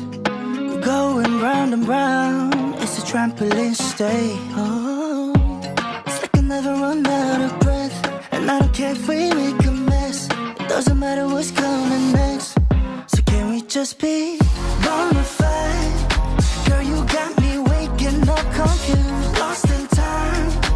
Every moment tastes like someone can never get enough. Come on, man. The great sounds of Bonafide. Hanging out. Hey, this thing and sharp last more. Last. Hang out with us right here on the Vooka Breakfast Show, brought to you by the Blinko Network, taking such good care of you every weekday morning, Monday to Friday, between the hours of 7 and 10, man, where radio meets TV only and exclusively. And of course, you know that we're also coming to you live on the Durban airwaves. A shout out to Underground Radio DBN. The what do you call this, Mo? Not the app, but the website. The website is finally up and running, guys. So you can also catch us right there. If you can't interact with us on YouTube for audio only, go and hang out with us on the Underground Radio DBN URL. But of course, you can also use their app, which is available on both the Android Play Store and the Apple iStore.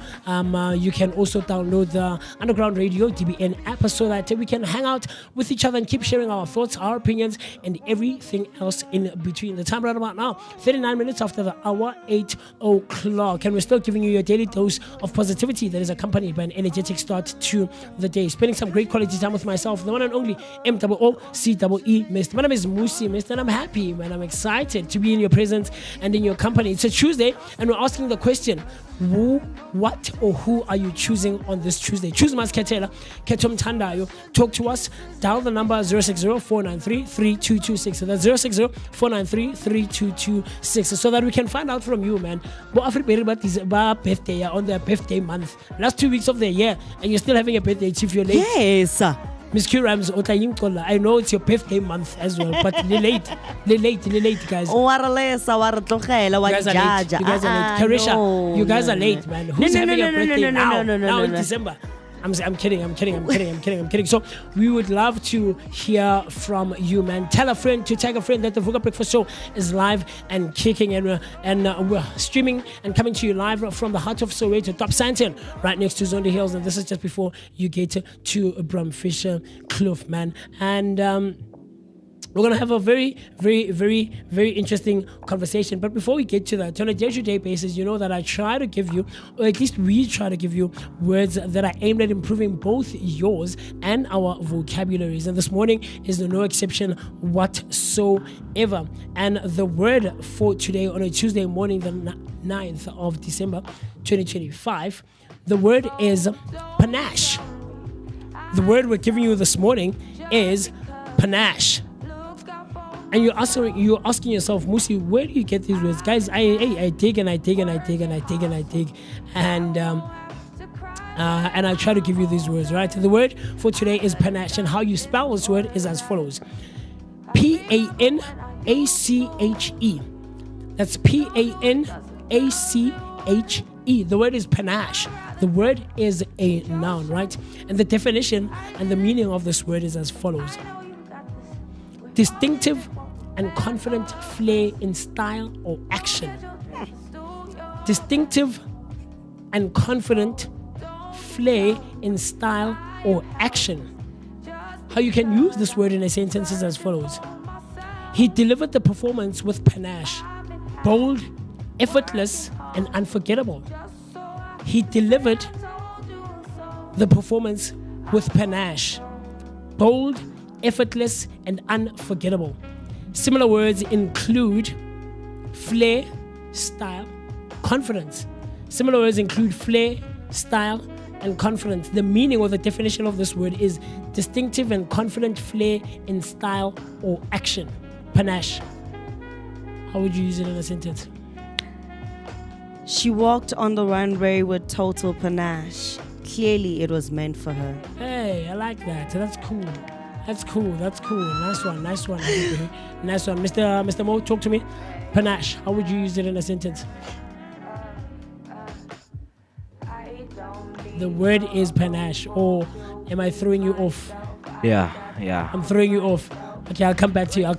No worries. No worries. But talk to us. Tell us, how would you use the word panache in a sentence? It is distinctive and confident flair in style or action. Use the hashtag Vooka Breakfast Show across all our social media platforms so that you and I and Afribetter can engage with each other. And you can also make use of our WhatsApp line by dialing the number 060-493-3226. So there's quite a few things happening, man. There we go, that are happening in our country. But something that I want us to talk about is the conversation of the unspoken chapter of C-section versus natural birth, right? I know quite a lot of ladies out there, mothers. I know you're a mother yourself, Afribetter, so this should resonate quite loudly with you. I don't have any point of reference, right? Because obviously I'm a guy, I've never given birth, and I don't know what the feeling is, or what the feeling is like, whether you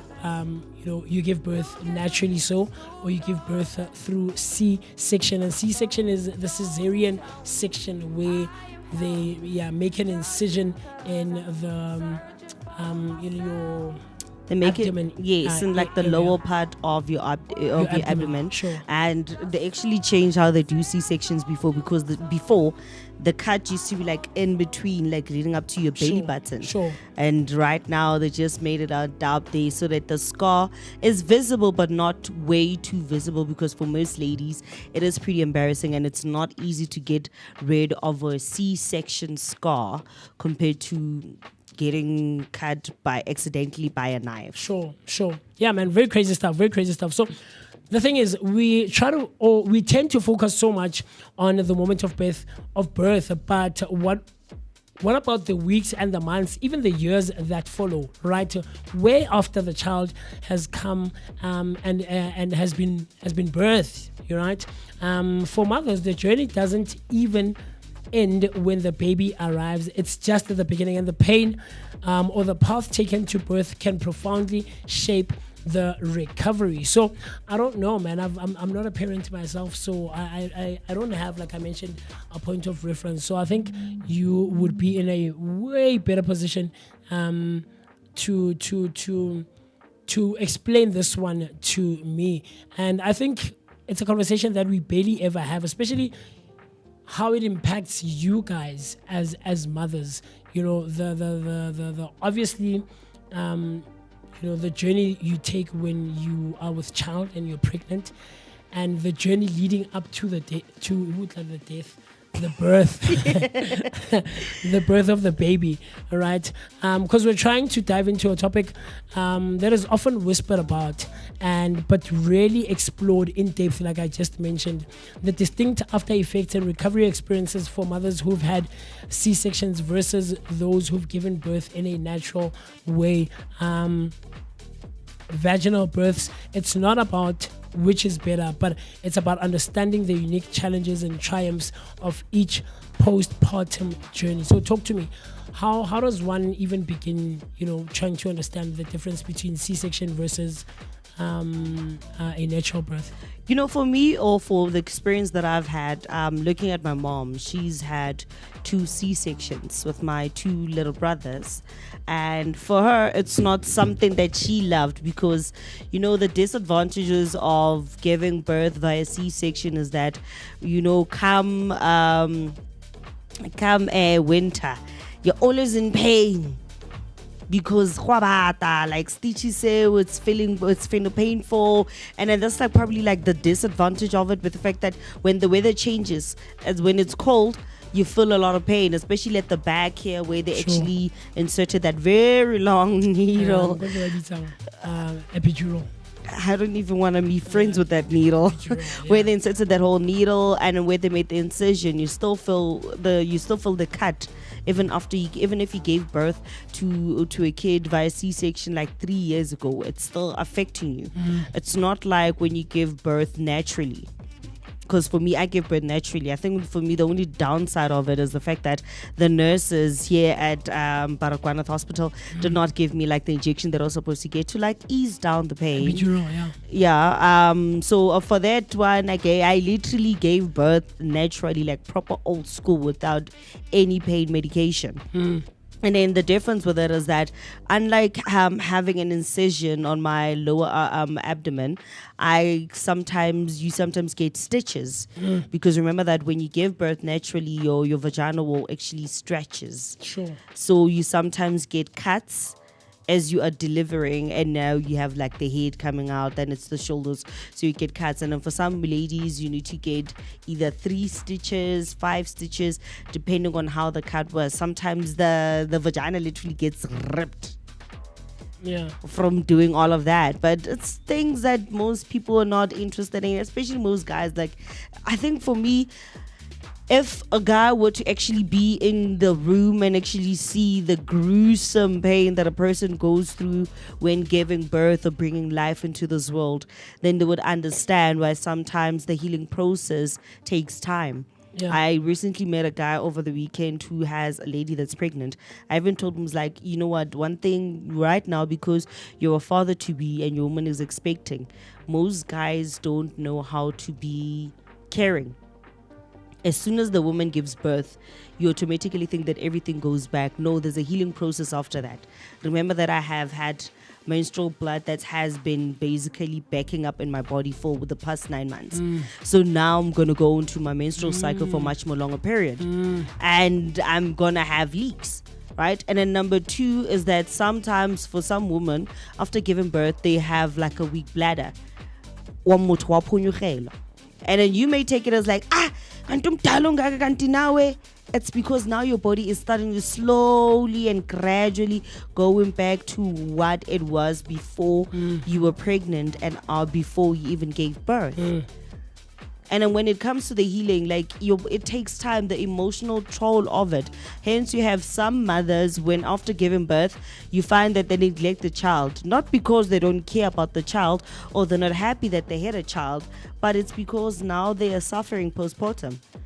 and not having a partner who's understanding for that, or having a family. If I look at you and your partner not staying kaofela and then kolona ba beya seats ka setho. If you're not having that same structure, they let you literally recuperate kahle, then it's gonna be a problem. So it's basically it's recouping, going back to how your body was, and then learning all in while learning how to love yourself again with the body changes. Some females have a saggy belly after giving birth, and it never goes back to the flat stomach that they once had. Or sometimes we gain weight and we can't lose it. Now I can't lose the weight. And it's vice versa. Now I lost weight and I'm struggling to gain it back. So it's the confidence. Our confidence gets shattered. Emotionally, we also get shattered because now you have to balance the fact that you're taking care of a kid, you're breastfeeding, and now it's the long hours. Psychologically, you're always tired because of the weird sleeping patterns that you have. Even after going back to work, like after 3 months, it's finding the balance of it.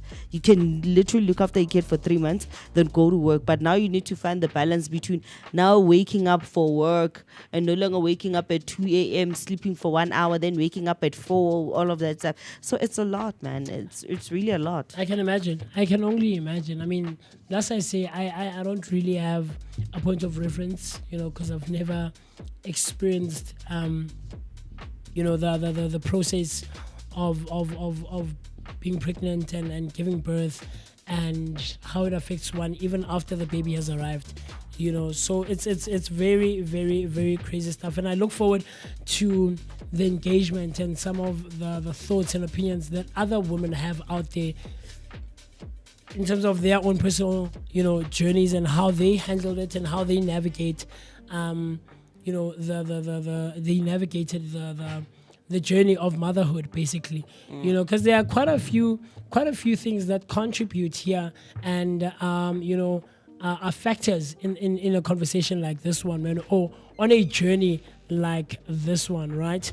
There are immediate aftermath things that we have to explore, and the stark differences in acute pain management, mobility, and healing in the crucial first weeks, from surgical incisions or the incision care that one has to apply, to perineal tearing and swelling, like you mentioned. They are, you swell up like Africa mentioned, or you might need to make sure that you take care of some of those scars that you have, and you make sure that you apply bandages or whatever the case is in terms of how you are instructed to take care of those things. There are also long-term physical realities that we also have to consider or take into consideration, and this is about delving into persistent issues like scar tissue adhesions or core strength rebuilding challenges for C-section mothers, and the pelvic floor dysfunction for those with vaginal births, and how these impact daily life and future pregnancies. Because like Africa mentioned, that it could also affect how one would navigate their journey if they were to have another baby after the first or the second baby. It's I know a lot of ladies are like, hey, after the first one, no, I'm done. I'm done. So clearly it takes a very huge toll on you as an individual, man. It does. I mean, like, if you've seen all of those TikTok videos that have basically been flooding social media, where you see in public hospitals, you literally don't understand what's going on, because there's a lot that's happening at that moment.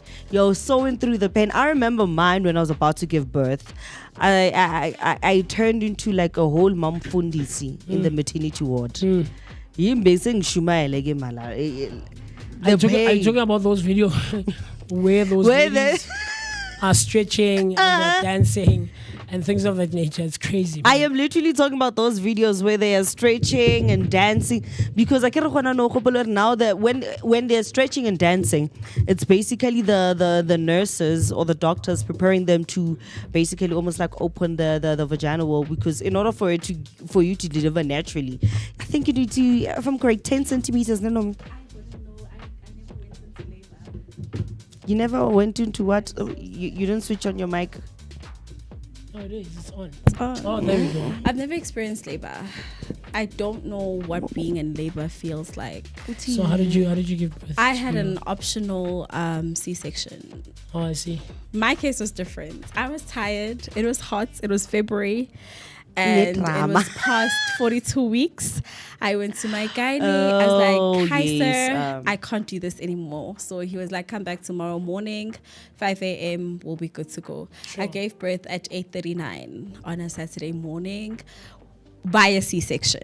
Okay, yours is pretty understandable because I can vele when you do get pregnant and you find out that ufitile dikgwedi tsago, you've passed your weeks and now an you're emergency, overdue, yeah. or you probably have like your high blood has probably like skyrocketed. I also had That's high when blood, you yes. have an emergency C-section. For me, it was all natural. I went there. I was supposed to give birth on the 20th. And then the doctor told me, I was like, if you do not come to the hospital by the 20th, my child, you must just bring yourself to the hospital voluntarily on the 22nd. Yeah. And I went there on the 22nd with my grandmother. I remember I went there on a Friday. And then we had a funeral at my family on Saturday. You lie. On And the you were there? 21st. I gave birth on the 21st.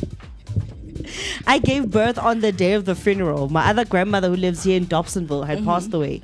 So so that's what happened. You lose a life, you gain a life at least. So when they laid her to rest, that's when my son came in at 7:42.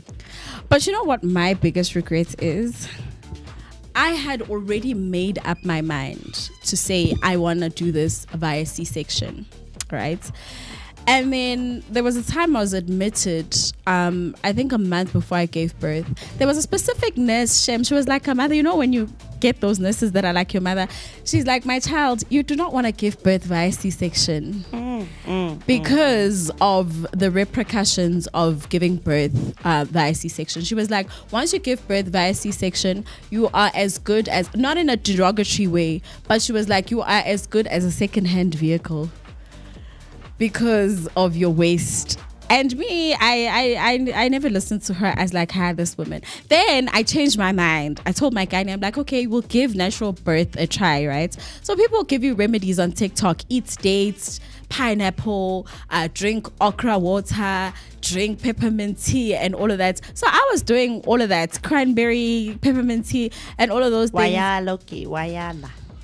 But I ended up being a C-section mom because she was also a very big baby. However, the reason why I say it's my...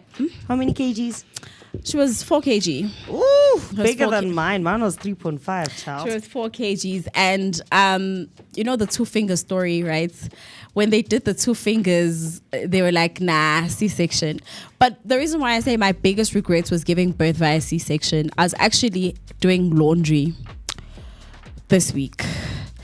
And I kid you not, I was washing my laundry 3 items, 5 items a time, and I'd have to take a break because my waist and my back. In fact, days after my C-section, it was worse when I got discharged. It was worse because every time I bend to like give my baby a bath, by the time we're done, I am feeling these excruciating back pains. You were defeated. And I'm a first-time mom, so I'm confused. I'm busy calling my gynae. I'm like, sir, is everything okay? Because they gave me an injection that is the size of this keyboard. Epidural.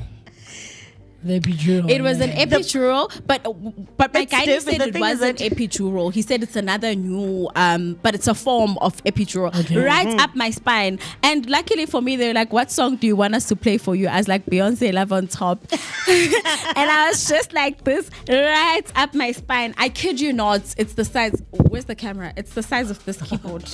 Right up my spine. Okay. The shivers that came after that, I thought I was dying. Because I was feeling so cold. Like after I gave birth, at first I didn't feel cold, but after they removed the baby and she was taken away from me, I've never felt so cold in my life. They had to literally put me in a heated bed and cover me with blankets. Also, there was a lot of nausea. I was throwing up. I was losing my breath. Like for a second, my life was just flashing.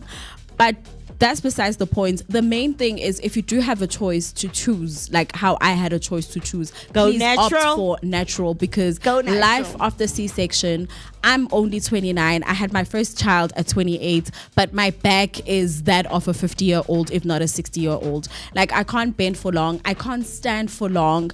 Like, I wish there was a special line in banks, home affairs, SARS for C-section mothers. Wow. Because, guys, we can't stand in lines for long. Like, bending and giving a child a bath in your 5 days postpartum I know, is eh? the worst thing ever. I know, because my mom gave birth twice via C-section. It doesn't get better, guys. My And daughter is almost 2 years. She's turning 2 in February.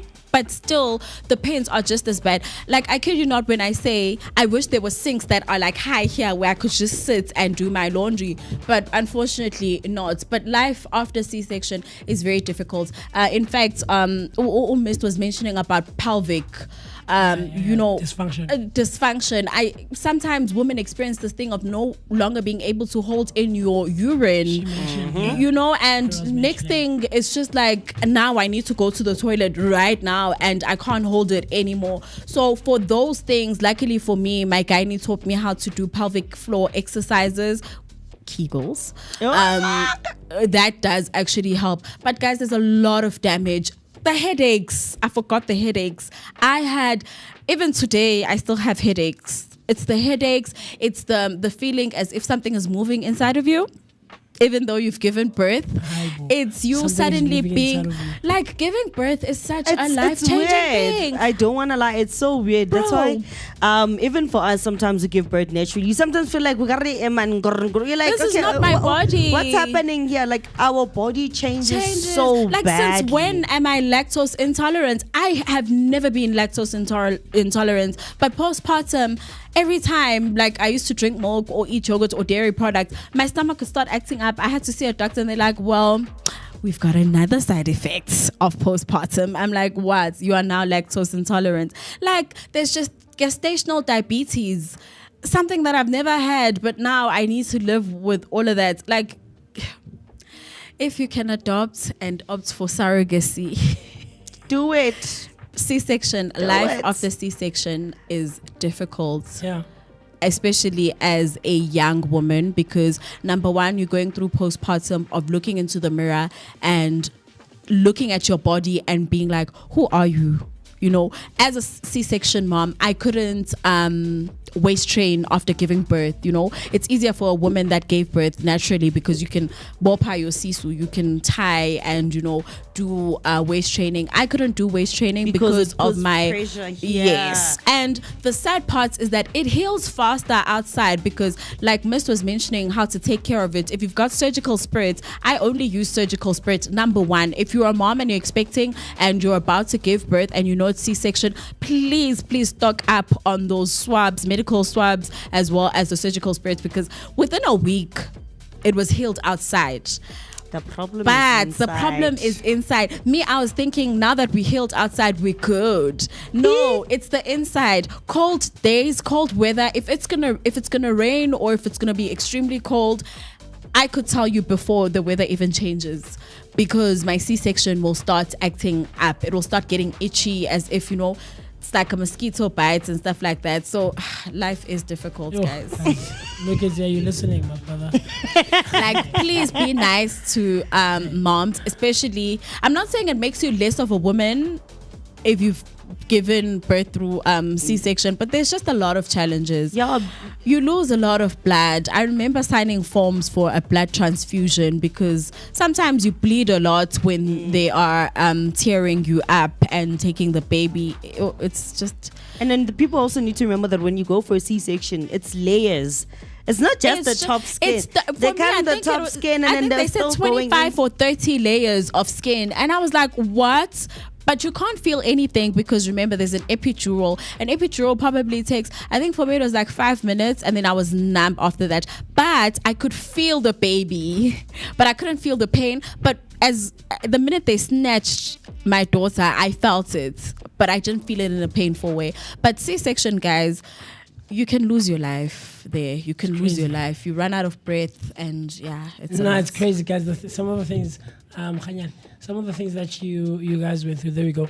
It's crazy. That's I was telling Africa that I don't have a point of reference. You know, I don't know where to even to start to talk about or like. You know, give examples or anything like that. I can only try to imagine, you know, as best as I can, but I don't really. Mo and I, as the guys in the room, don't. Do you think we could say it's equivalent to having circumcision that has never healed or that will never heal on the inside? It's probably equivalent. The reason why I say that, you guys are removing the foreskin. The only difference is that the pain for you guys actually heals. So come change of season, it does not affect you. C-section doesn't heal. Giving birth. I don't think we can try to. It's like the question of and compared to anything. Yeah, you know, I think it's a biological difference that can't be compared. It's like the conversation of period pains, like what can we right, because you know those, you remember more we spoke about it, I showed you that video stimulator the stimulator thing that guys put on and try to there's nothing actually there's nothing like you're it. right, because I remember my first walk no there's nothing like it. There's nothing like you know, the first walk is it's a very terrible walk. It's the most painful thing. And I forgot to mention this. Sorry, guys. I'm projecting my traumas on you guys. The first sneeze and the first cough after C-section. It's like a missile. It's like a missile because when you sneeze, remember, your entire body reacts to that. Now imagine these stitches. And then when you cough, and you have to cough, it's a natural thing. You can't hold it back. And when you laugh, because I remember when I got home, my mom was trying to be nice. So they changed the entire bedding and there was a lot of fabric softener. And for some reason, it just irritated me. And I just kept on sneezing. I kid you not, I left my room for 2 weeks. I was like, nah, I'm going to my mom's room. I can't sleep in this room because I can't afford to sneeze a lot. And the first walk, you having to stretch your upper body to stand straight is a difficulty because now all these stitches, the first bath, like, be nice. Because I remember with me, there's a lady in my street who gave birth via C-section. So she's had other kids, right? This is like her first C-section baby. And so she knows that my mom has had 2 kids via C-section. Can I tell you the trauma that she went through? A week after, like, they hadn't officially removed her stitches. Now her stitches started popping and like you could see things coming out. I was like, what the wait, what's happening now? Yeah, like it was so creepy, guys. It was so scary because you know people don't understand that you also need to be very careful of how you move, laundry, no heavy lifting. You can't do nothing. anything that's heavy because if a stitch tears, trust me, you need to go back again and re-stitch. And apparently when they re-stitch you, I heard this because my aunt always used to tell me you don't want your stitches bursting. When they re-stitch you, there's no epidural there. You are feeling it. There is no, anesthesia, anesthetic or whatever. You are feeling it exactly as it is. So guys, now you guys are bringing my traumas back. Sorry, Miss Jackson. Like, be nice to moms, guys. Be nice to women with kids. Be nice to new moms. First-time moms, please apply grace. And I'm so grateful that when I had my experience as a first-time mom, especially with the C-section, my gynae, shout out to Dr. Karimi and the DoDoc team. I had the best team. They took care of me. Even the nurse, I remember my first bath, I couldn't bath myself. It was so embarrassing. It was the most embarrassing moment of my life. But the nurse who gave me my first bath was so nice. The words of affirmation she was giving me, and I was just embarrassed. I'm like, I'm so sorry. She's like, no, you don't have to like worry. You've now, reached a specific stage and a beautiful stage of being like, she spoke so much life and love into my situation. And when I got home, the support that I got from my family was it was immense, guys. And I just feel like now that we're discussing all these things, life with a C-section is very difficult after, and it's like you learning or meeting yourself for the first time because every single day it's something new. Like I tell you, I was doing my laundry and I realized I can't wash more than 5 items consecutively, I need to take a break, and that break does not involve me lying down, because I went to lie down for a second, and then the pain got comes worse. up again. It comes up, and then you don't know whether you need to be straight, and there's nothing you can do, guys. It's not a matter of, oh, you don't exercise, or bodies react differently. I know my C-section healed faster outside, but till this day it hasn't healed completely inside. You get other people, it takes longer to heal on the outside but faster on the inside. But no mom completely heals from a C-section, because I remember when I wrote this on my WhatsApp on Wednesday to say, guys, I actually feel like a second-hand car because I keep, taking breaks in between. And someone said, I have a 19-year-old son, and till this day, my back and waist is not the same. Yeah, man. So for me, I think it's not only about C-section mothers. Like, whether you are a first-time mom or a second-time mom, remember that each and every single kid that you have comes with their own issues that will affect your body. Pregnancy It's is different. beautiful, but Come with their own issues that will actually affect your body. It's all different. Because for me, I think the only problem that I had when I gave birth was basically urinating, because I had stitches on my... Ooh, apparently that pain, I felt like I was burning. It felt like somebody lit a fire on me. And then you get people looking down on moms and saying, oh, she has a child. Yo, we literally lay our lives out there, and for me it was a life and death situation at some points, because I really felt like I was losing my life. Giving birth actually is a life and death situation, even if it's natural, being man. cold, throwing up, and your life just flushing, and your body, you could literally feel that you're lifeless, and it's just a battle of keeping my soul inside. So a question one would ask is like, what really gets, you giving birth, in C-section rather than natural? There's a lot of contributing factors. If you have BP, for example, high blood pressure, chances are you're gonna give birth via C-section, right?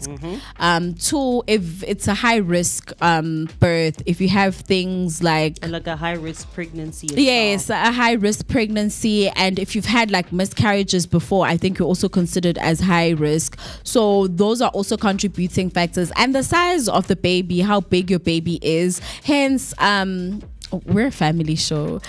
The 2 fingers is very traumatic for me. But my gynae used to say, towards your last trimester, get intimate a lot, because that helps to actually open up your uterus so that you are able to give birth it literally naturally. does. But I didn't listen to all of that because I didn't want anyone touching me. So I paid the price for it, because the 2 fingers went 2 fingering, and every time it was 2 fingering, it was like...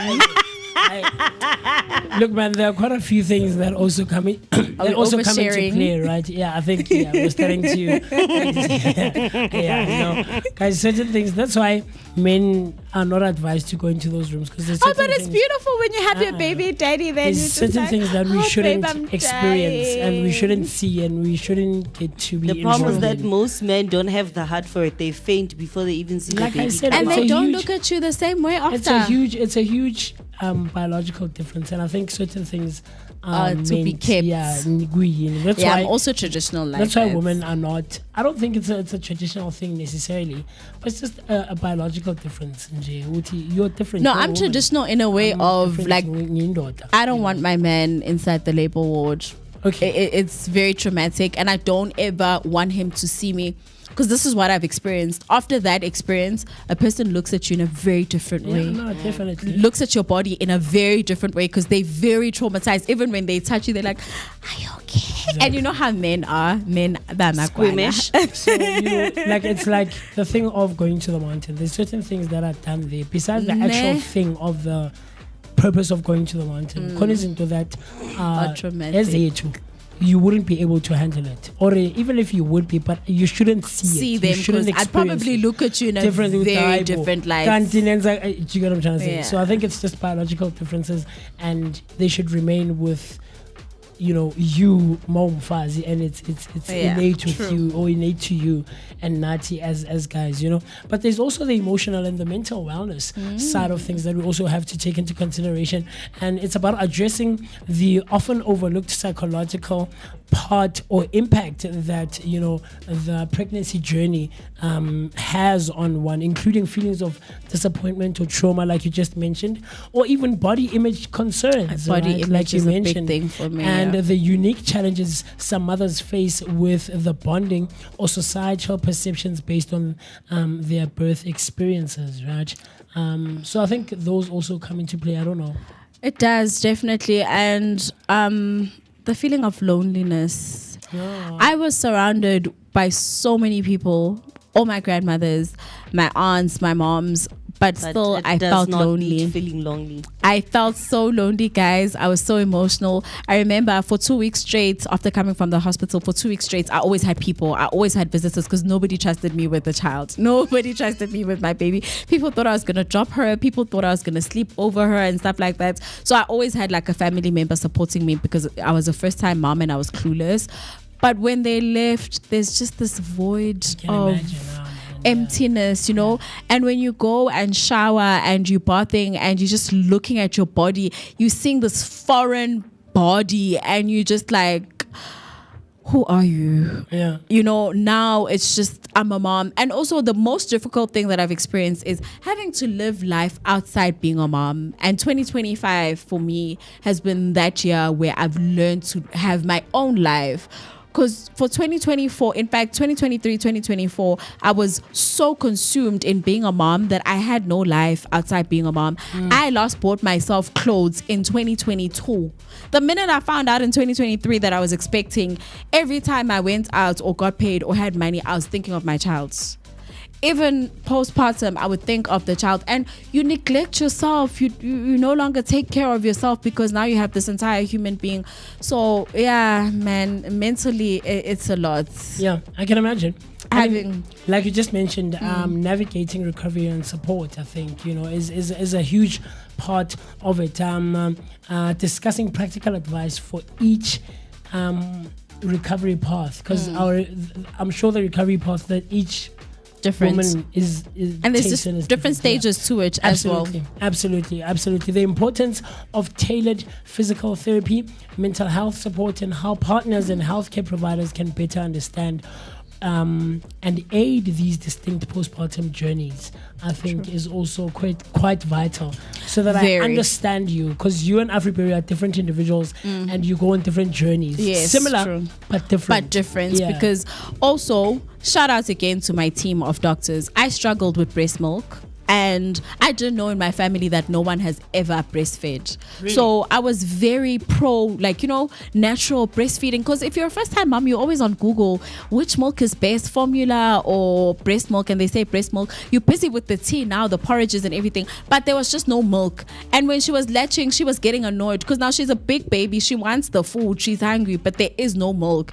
And she will end up she would stop latching. So then I started having anxiety and I started getting very depressed because I felt detached from her. I felt less of a woman because, girl, I want to feed you, girl, I want to give you this breast milk, but there's nothing. So much so that I was kept in hospital and I had to take lactation classes for like 3 days. And it got to a point where the nurse that was giving me the lactation classes was like, you know what, let's visit your family history.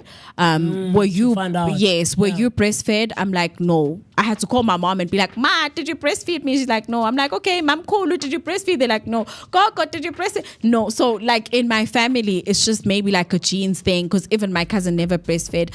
And it's always just been a shortage of breast milk. So I tried, I don't lie, I tried every remedy, the tea, mabele, stony, all of that, but it just never worked. Now imagine you're a first time mom, your body has changed and you're nervous, you've got anxiety on, am I going to be a good mom, you know? And then next thing, the first thing life hits you with, no breast milk. And now you've got this anxiety of, is my baby going to be healthy enough with formula? Because formula is not natural. There's so many nutrients in breast milk, you know. That and formula now milk is actually missing out you on. know, and you've got these breast pumps, and now when you're trying to breast pump, you've got this medication that is given to you for the milk production, but still. So it is very emotionally taxing and could lead to depression and anxiety if you don't have the right support system. For me, I did breastfeed. I think for me, it was probably not having lucky too you. much. I grew up in a family that was breastfed Breastfeed. people. Except for me, I quit at 6 months.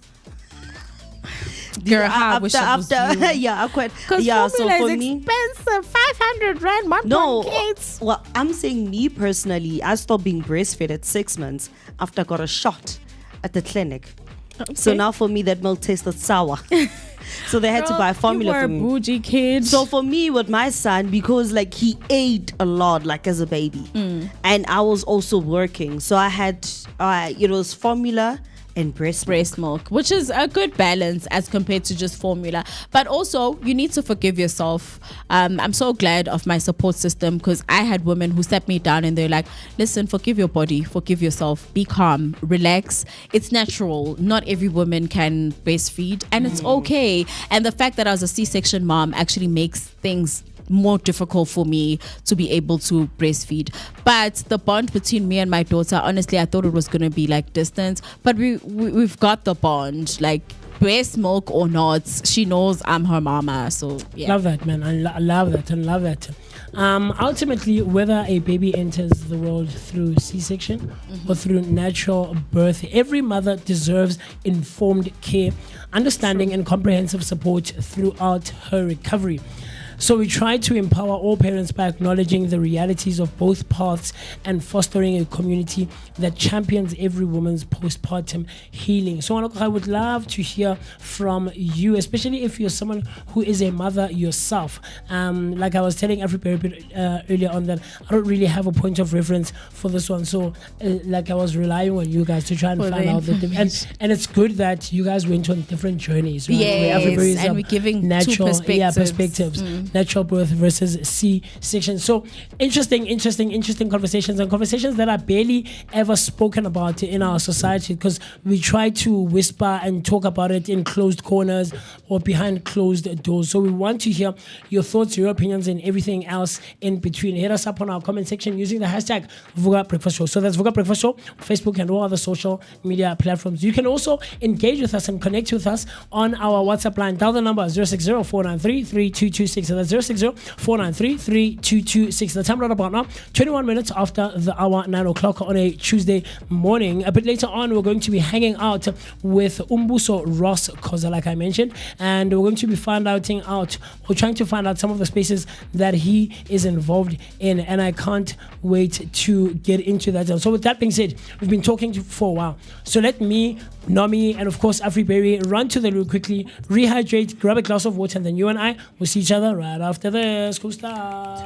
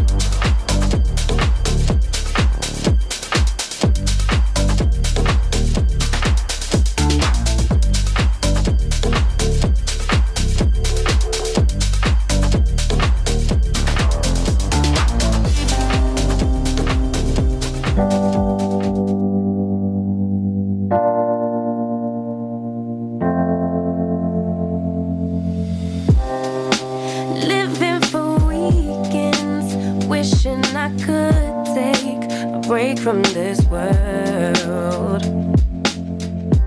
Running on a hamster wheel, but searching for something I can't feel. I just wanna be a lost girl and fly. Take a breath, feel my wings spread, levitate above the ground and make eye contact with clouds. Now I'm rising, I'm soaring above it all. I just wanna be free. Finally, finally, finally. I wanna be free. Finally, finally, finally. I wanna be free. Finally, finally, finally. I wanna be free. Finally, finally, finally, finally. I always stay dreaming, never imagined I lose my spark. Living in this crazy time, putting back the pieces of my mind. I know how to run from the dark and fly. Take a breath, feel my wings spread, levitate into the clouds. I'm so high above the ground. I'm rising, I'm soaring above it all. I just wanna be free. Finally, finally, finally. I wanna be free. Finally, finally, finally. I wanna be free. Finally, finally, finally. I wanna be free. Finally, finally, finally, finally. Higher to a bird. You, I'm rising, I'm soaring above it all. I just wanna be free. I wanna be free. I wanna be free. I wanna be free.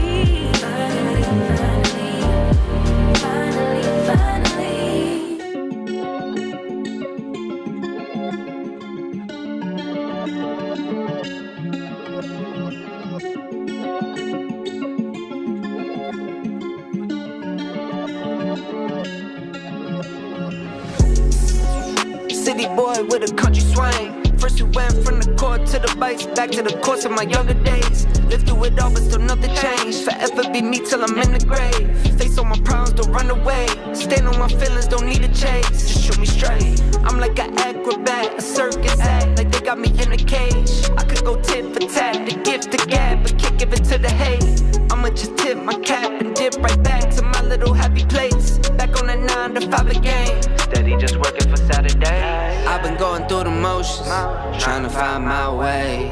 Never notice if you notice, so I smile and wave. All dry, stay focused, setting my little pace. And now all I have to say, I was a boy with a plan, that turned me into a man. And man, I keep winning and winning again. Whoops, I did it again. On business is right where I stand. Never been slipping on sand. And man, I keep winning and winning again. Whoops, I did it again. I was a boy with a plan, that turned me into a man. And man, I keep winning and winning again. Oops, I did it again. On business is right where I stand. Never been slipping on sand. And man, I keep winning and winning again. Oops, I did it again.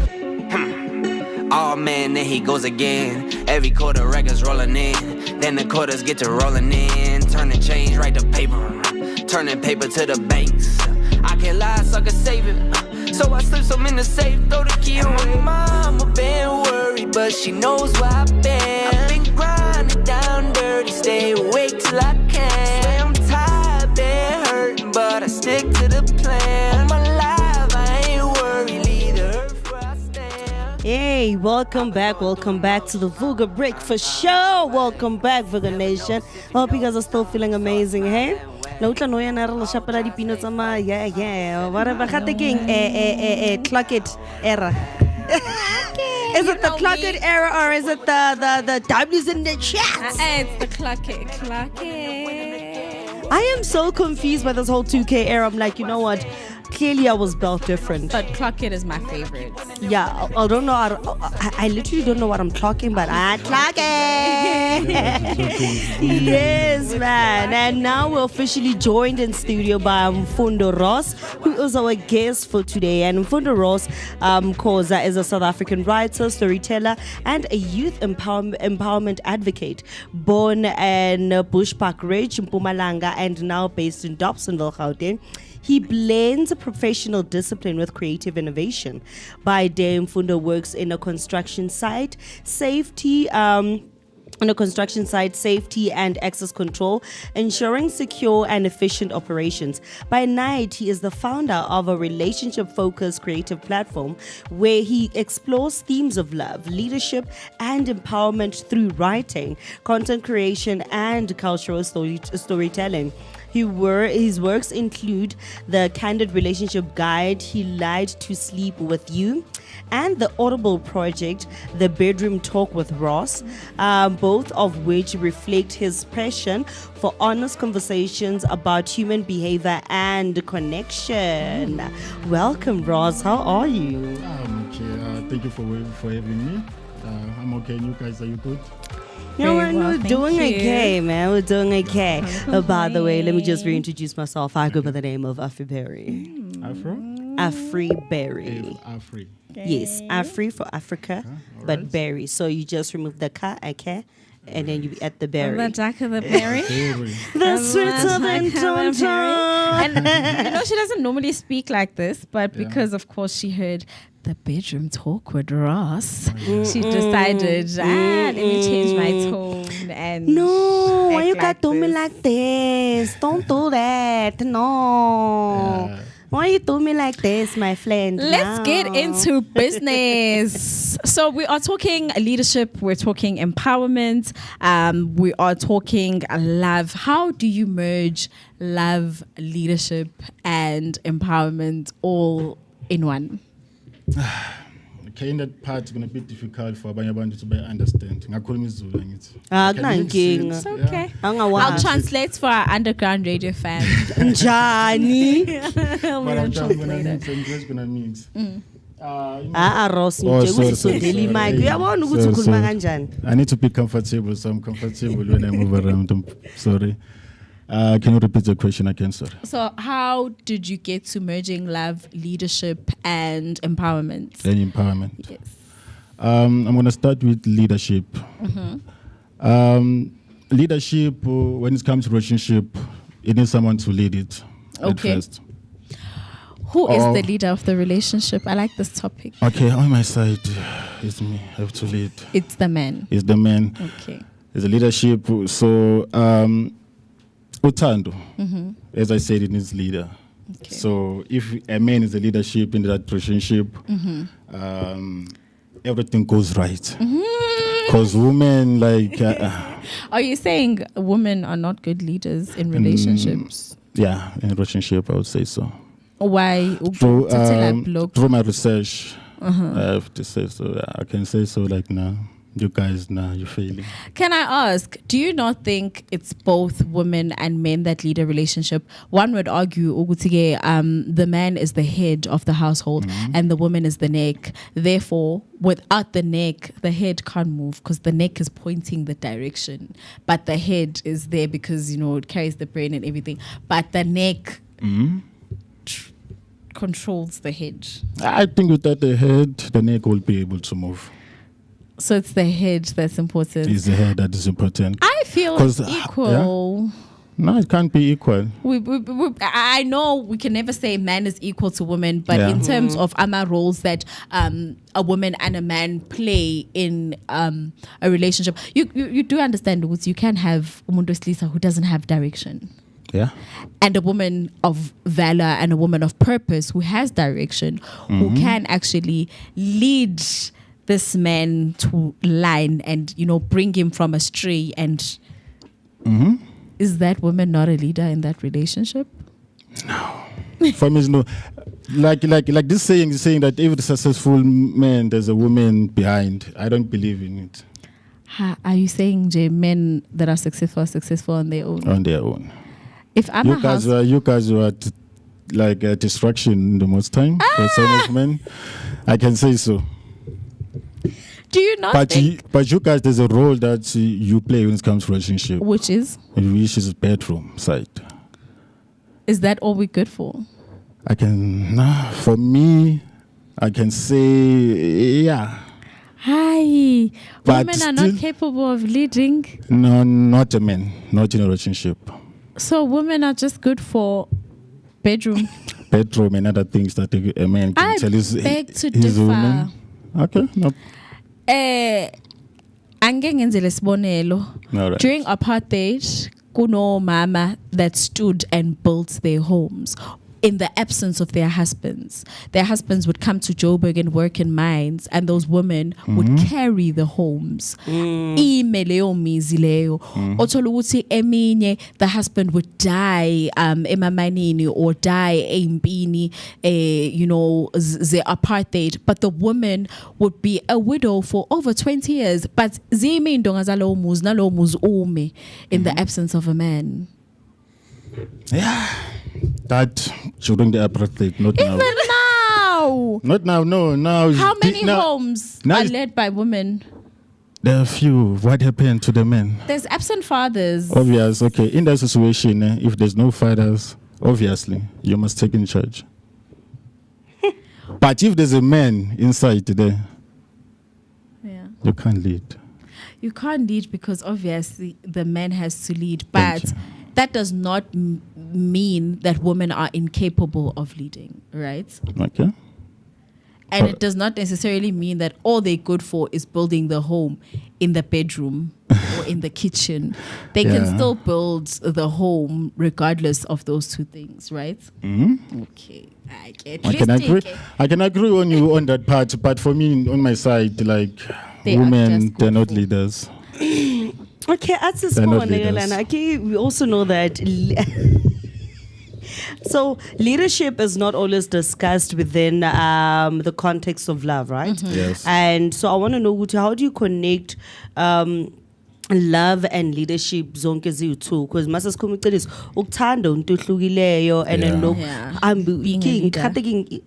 ngibatla kaSizulu ngingilida kaSizulu ubuholi into ehlukene futhi nalapho. So lezo ziwu-2 mase sifika endlini ukhumbula ukuthi angithi fanele kube futhi na ne-unity lezo sisihlanganisa kanjani ukuthi umuntu uma kuthi ufika endlini indlu yethu khona ukuba nothando futhi ihlala endlini ukuthi maybe ihlala ijabulile into enjalo. All right. The method that I used in my book, there's a chapter that I wrote, CPD, that's called Communication Before Dating. That first, before dating that person, you must sit down with her or him and you tell that person everything that you want. Let's say, for example, you don't want someone who drinks, you don't want someone who goes to church or whatever reasons. So when that person enters that relationship, he or she already knows what to expect and not what to do when you're in that relationship. So love and leadership is studied before dating the person. Me, I do believe in this thing that my interview with a person starts with sex. How? Yeah, I have to interview you with sex. Hi. You understand? And then if I know it's here, I'm going to be happy, that is when we're going to go through. No, you but understand? One would argue to say intimacy is the last thing because we're going out on dates, right? There's stages to lento ye dating. There is courting, la usukusashela khona njengensizwa, and you are trying to get to know me better. Would no intimacy, because sometimes I feel, and these are just my personal thoughts, intimacy clouds your judgment. But also is a big factor of why people are cheating. But there's a difference between lust and love. Yes. Ne? And you don't want to be lustful for someone and be intimate with someone only for it to cloud your judgment, and you realize later, this was lust and it was never love. Thank you. So how do you prevent that from happening if you're saying intimacy? Do you not start with uweshela? You know, back in the day, I'm such a Alright. Zulu girl. I'm sorry for this. But Yeah. back in the day, insizwa yayikweshela nje mhlambe for a year or two. Ikulandela nje ukuthi Nommyp Mkabayi KaMakhosazana ngifuna ukwazi. I want to know what makes you laugh. I want to know what tickles you. I want to know what makes you angry, and I want to see you udiniwe ukuthi ngizokwazi yini ukumelana nawe mawudiniwe. You know, under pressure, how do you work under pressure? How do you react to stress? Ngizokwazi yini ukumelana nawe bese ubhekene nengcindezi. You know, and konke lokhu kwenzeka nje, you are not intimate as yet, but you are still courting each other. Niyakhuluma, how did you grow up? You know, the family dynamics, ukhule kanjani, so that I can understand your thinking. Ukuthi okay, if you're selfish, it's because wewe twingane again, so ujwayele ukuthi everything is yours. But if you're a giver, it's because you grew up in a home where there's and you are used to sharing, you know. And during that courting stage, uthando either decreases or increases depending on ukuthi ni spend this but still, okay, what about you follow a lead for that 2 years and then in the end your love decreases? You'll be wasting your time. It's not really wasting your time. So as I was saying on the CPT, those questions that you just asked are important also to ask your background, your financial situation. Before or after intimacy? You see, obvious now the intimacy on my side. On my side, we go to date, we talk whatever that we talk about, and then somehow we go and sleep together. All right, that for me is the interview. If the sex is boring, nah, I'm not coming back, or I'm not calling you back, or I can tell you straight, like, no, it's not working. Isn't intimacy coupled with attraction that is built during the courting stage? Because we are a family show, but let's refer to it as intimacy for the purposes of the show. Do you not think intimacy is dependent, or it lays ekuthenini? What foundation did you guys build in the courting stage? And you know, the attraction nokulangazelelana during lesikhathi sokweshela. Do you not think you are robbing yourself of something beautiful if you're just gonna jump into intimacy without, you know, going through the courting stage of getting to know each other? Not exactly. We must jump into the intimacy. We must jump in straight up. I think for now, we are grown up to play games. Because the things that you're gonna follow the person, and then follow the person's lies to you at the end, and you sleep with that person. And then sorry? There's only one thing that you are looking for. No, not exactly. A lot of things that I did learn from the woman. And those Can things, you give us an example of those things? Because I think at this moment we are trying to actually find out more about what does your book actually teach people when it comes to relationships, meaning into when it comes to the world of communicating properly, building a loving and respectable relationship, empowerment, learning to have independence within the dependence itself as partners. So that's basically what we are trying to find out when we talk about your book per se. All right, okay. What was the question? My question is, do you ever, or have you ever rather, experienced into ukuthi you're gonna get intimate with someone, and maybe the intimacy side of it is boring, but that person's actually an amazing person in terms of a personality. Like, do you not then give that person a chance to say, Yazin, singasebenza lana, you know, we can work on the intimacy because there is a connection there already? I won't say I've met such person in my life. Okay, so sorry, you can go ahead. No, the things that before you date someone, you need to create your person. You have to have that book, write down what the kind of person that you want. The cons and pros. You see the cons and pros before dating that person. If you know that you need someone who does not go out and drink, who respect, you won't go out and find someone at the tavern who's gonna respect you, who's gonna see all those things. So you know, if you know someone's going to respect you and follow your rules, you need to go to church. And then me, when it comes to intimacy, I knew my target of women, that where should I go for them? And then during that process of CPT, I tell you straight, this is this. Where do you normally find your women? Where do you go to find your women? All right. Okay, I won't say it anywhere exactly. What sort of places? Do you go to a club, a shisanyama? Yeah, I can church? say club. Most of the time clubs. Are you attracted to those type of women? No, during my research. Oh, you were doing research. I was doing research for bedroom talk. Sorry, for bedroom leadership and how to unlock your naughty mind. Before I unlock your naughty mind, I have to learn types of women, how they operate and everything. Okay, tell me about the types of women that exist. That exist. Or that you found in your research. Where did your research lead you? Okay, my research led me to the point that understanding women nature, it won't make you weak as a man, but ignoring it will. Okay. That's the first step. So I had to understand the woman first, how they think, how they feel, because you guys were talking about C-section on the show. I was listening. I like for the fact that you spoke about your husband or boyfriend helping you during exercise. Yes. That means he knows what the woman during this time, how you see how she feels and everything.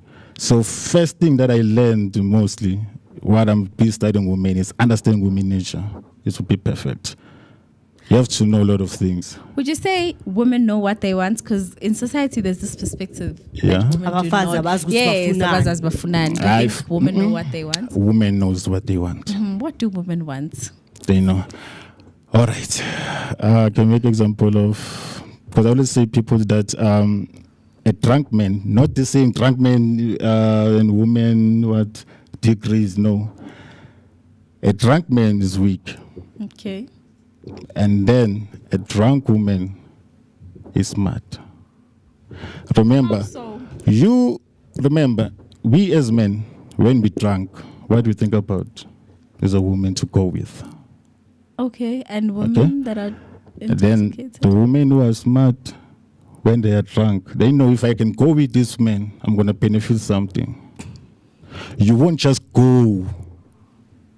Are we promoting that culture? No, we're not promoting that culture. But I'm saying that question that you asked me, with the women that can go with you, if you go with the man, you know what you want to benefit. What if I'm attracted to him? What is attraction? What if I was in a club and I'm like, ooh, that's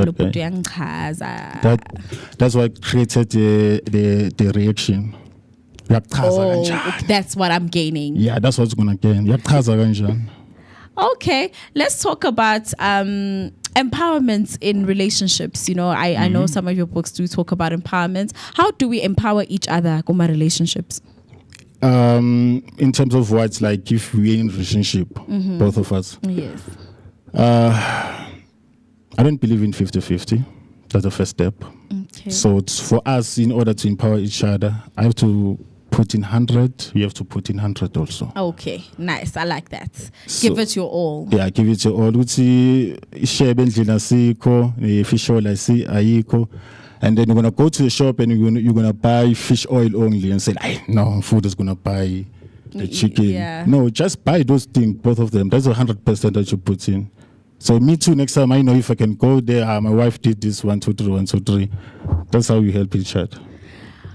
Okay, does empowering each other or this 50-50 thing only just work in finances?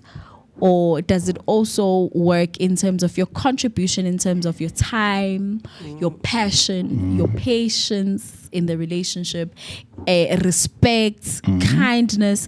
Are those things also 100 or kogunye, it's 50-50? As a woman, you know, you need to give 80 and then the man will give you 20. That's when you're going to go back to the first question of leadership. So the man needs to lead. Leadership. When it comes to leadership, if you put in 50, me, I'm going to put in 100. It's what society wants. If Mfatu fake 10,000, you have to put 20,000, right? Yeah. Something like that. So, if you put 100, also I put 100 also. In whatever situation, and then you need to understand what your partner's love language is important. Okay, but omunye ke angathi there are days in relationships where I cannot give 100%. I cannot even give 50%. Yeah. What happens in those days? Because we are human beings. We come from different backgrounds. We work. There's stress. There's depression. There's anxiety. We're speaking about postpartum depression. In those times, in my relationships, I know I did not give 100%, nor did I give 50%. So what happens then? On that part, you need to understand your woman also. You know your woman. She's working late and everything. If your woman, she's sick, don't expect her to cook. Obviously, you won't expect what that 100%. Okay. You understand? So you have to put in you the 100%. Don't say like I'm gonna.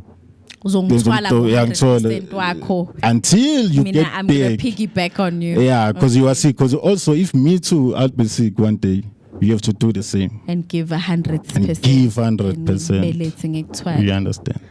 So would you then say, back to the very first question, where you said men are the leaders of relationships, do you not think lentole goes like this? It's like it's a tipping scale. Actually, what is it called in English? I don't know the Jozi language of it, but is it a seesaw? I don't know what is it called, guys. I'm sorry, but I'll just refer to it because I'm a township girl. I'll refer to it as ukinlikongo, where the other person, when the other person is low, the person on the opposite end is high, and when this person goes low, this person goes high. Do you not think relationships are like that, where some months or days the woman is a leader, and then kuphinde futhi kube nenye season where you find ukuthi baba sekhaya futhi naye is now back in his position of leadership, and then again he has moments. I mean, for me, I feel like men in South Africa are faced with a lot of challenges. So ziningi izinto ubaba sekhaya abhekana nazo emgwaqeni, emsebenzini. Sometimes it's difficult to give 100% at home.